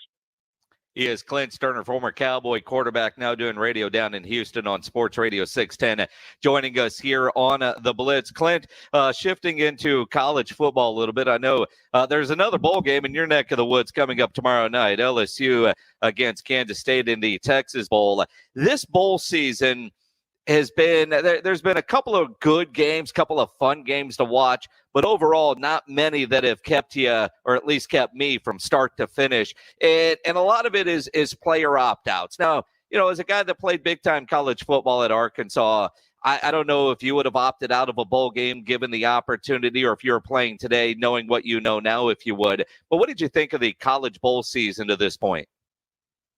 Well, I think you're right. Look, I'm a college football guy, man. I mean, it's top to bottom. I can watch anybody in the game. I don't care if it's Tuesday night, Wednesday night, West Coast at 11 o'clock at night. I'm watching it, man. So I'm a college football guy. Look, I think we got a big problem on our hands, and we spend way too much damn time talking about opt-outs being a problem when it's Micah Parsons at Penn State, or it's this year at Arkansas, Traylon Burks, who's like the number 16th rated prospect or 23rd rated, but the first round prospect, and he's been dealing with knee injury all year long. Like that, I totally understand that.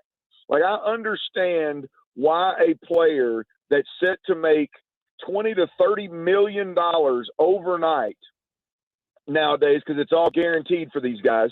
I can see where that guy would forego a meaningless, and I hate to use that term, but a meaningless game in early January, late December, early January. The problem with opt-outs, guys, it's twofold, right? We've got guys that are opting out. There's a defensive end from the University of Arkansas that opted out that might be a second-round pick. And he's got some issues off the field. Hell, he just got a DUI. And so there's a chance that he's going to slide into the third round. So now, where do we draw the line? From a player perspective, where do we draw the line, and how watered down do these games become, right? So that's the deal from the player's perspective. Our fourth rounders, or is anybody that's potentially going to get drafted start bowing out? That's the side from the players, right? The other problem that we have, guys, is what are you going to do next year if Alabama slips up twice early in the season, and they're not going to, it doesn't look like they're going to make it to the SEC championship, or they're outside the top 10 and don't have anybody left to get to the national championship? Are the 12 players that are going to get drafted on their football team after week 8 going to say, "Hey, Coach Saban, man, I'm gonna sit out these next 4, boss. I got a draft to prepare for." So, where do you draw the line from how the caliber player that opts out, and where do you draw the line in the time of the season when players start opting out? That's the bigger problem here, not first rounders opting out of meaningless games. Yeah, that's a great point. So I want to ask you this, Clint, because it sounds like you might agree with Kirk Herbstreit. Do you agree with him that some players these days don't love the game of football itself? No, I don't think that players don't love the game. I think players are much more educated right now, and therefore they arrive at a little different position than you and I, when it was all about the team and all about winning and all about competing and all about the opportunity to play. Their life and their world has revolved. I mean, I remember back in, and I don't know exactly how old you guys are, but you remember back in the day when the Ohio State linebacker, he had a really cool football name. I can't remember his name off the top of my head, but when he openly, maybe his mom did, or one of them openly as a freshman was like, "Oh, Ohio State, this is just a stepping stone to the NFL." And everybody thought, "Oh my God, I can't believe he said that out loud. Are you kidding me?" That's the world we grew up in. Was you're an outcast if you're not showing up for your team and you're not playing to win and you're not competing at every opportunity and taking advantage of every opportunity to be with your guys and your team and doing everything but bending over forward for the university and everybody else around you making millions of dollars. Like, none of those things were an issue back when we were playing. And so I think players still love the game, or they would. Look, I'm gonna be honest with you, man. Like, if you don't love the game, especially if you're a college athlete, if you don't love the game, then you're not going to make it to the NFL. You're not going to work hard as you have to work, go to class, do the things that you have to do to make it through college, to make it 3 years, to even be I don't care how talented you are, to even be eligible for the draft. I mean, I think that in itself defines love. I mean, that guy, it's hard for me to go, this guy got up at 6 a.m., worked out, went to class, stayed eligible, kept his nose clean for 3+ years, and now all of a sudden he doesn't love the game because he didn't play in a bowl game. That's hard for me to arrive at that place, guys. I'm with you there. I don't think it's a lack of love. I think it's more of they understand the business side of what football is, especially college football, and they understand the millions there. I understand, Clint, when a player opts out, I'm not a fan of it. I wish they would keep that commitment to their team and play, but I don't blame them. Although I think that, first or second rounder, dude, you probably should opt out of this game. If you're a 4th round running back, you probably need a little bit more tape. Go play in your bowl game and help your squad win. I just don't know how you leave your team, whether it's an opt-out or, I don't know, middle of game between the Buccaneers and the Jets. I've never seen anything like that. You talk about the greatest opt-out of all time. Well, Jay, here's the deal. That's a great way to put it. AB opt out of that game mid-drive.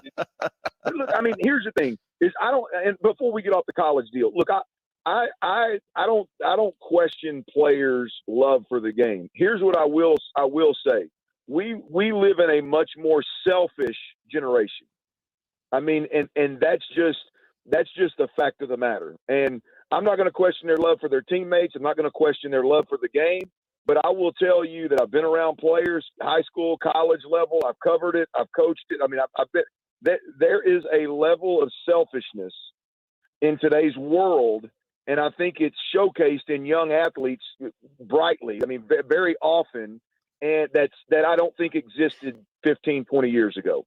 And that's just the world we live in, whether we're talking about athletes or we're talking about, I mean, you know, whatever that generation, whatever they do, they think about themselves a little bit more and a little bit earlier than they do their family or their teammates or the opportunity to represent the university. And that's okay. It's okay. It's okay. It's just the reality of it is there's a different level of selfishness there. That's, I think, worldwide, and it's widely accepted today. Always good stuff. Clint Stoerner from Sports Radio 610 in Houston, former Cowboy quarterback. Always appreciate the time, my friend. We'll visit next week. Thank you, Clint. You got it, guys. I'm going to get like AB and get the hell out of here. Y'all be good.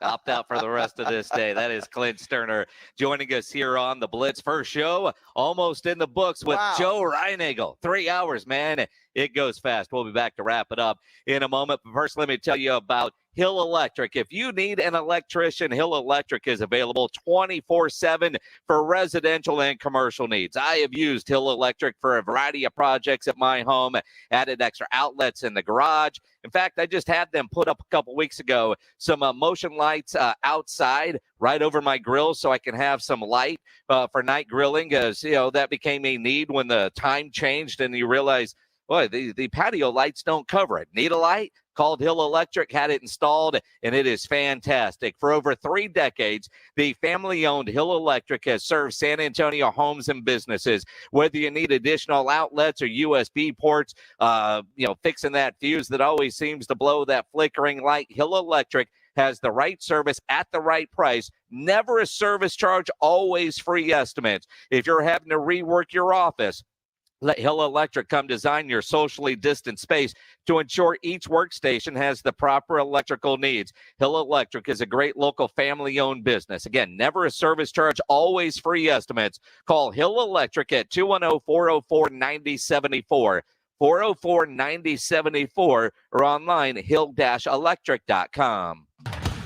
If it's rim wrecking board busting action you want, then come and get it. Catching a right-hand dunk.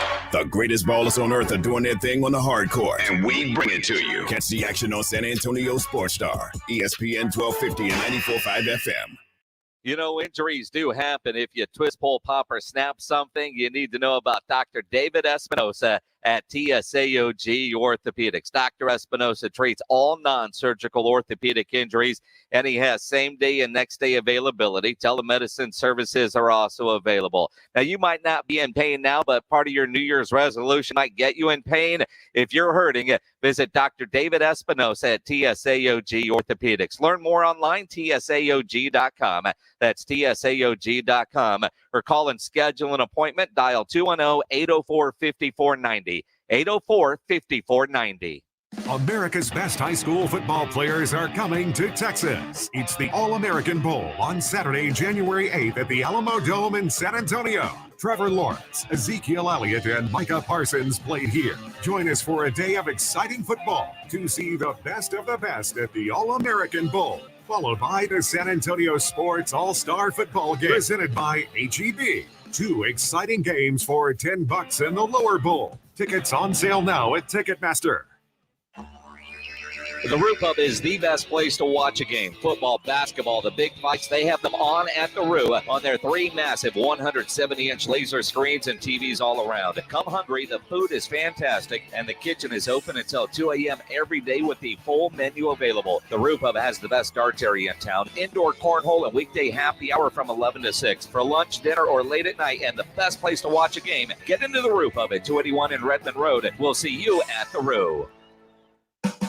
Why does Walgreens offer copays as low as $0 and 90-day refills? Because we care about Medicare, so you don't have to. I mean, do you really care to hear me go on about same-day prescription delivery making your life easier? Or how there's a pharmacy expert available 24/7 and one-click refills?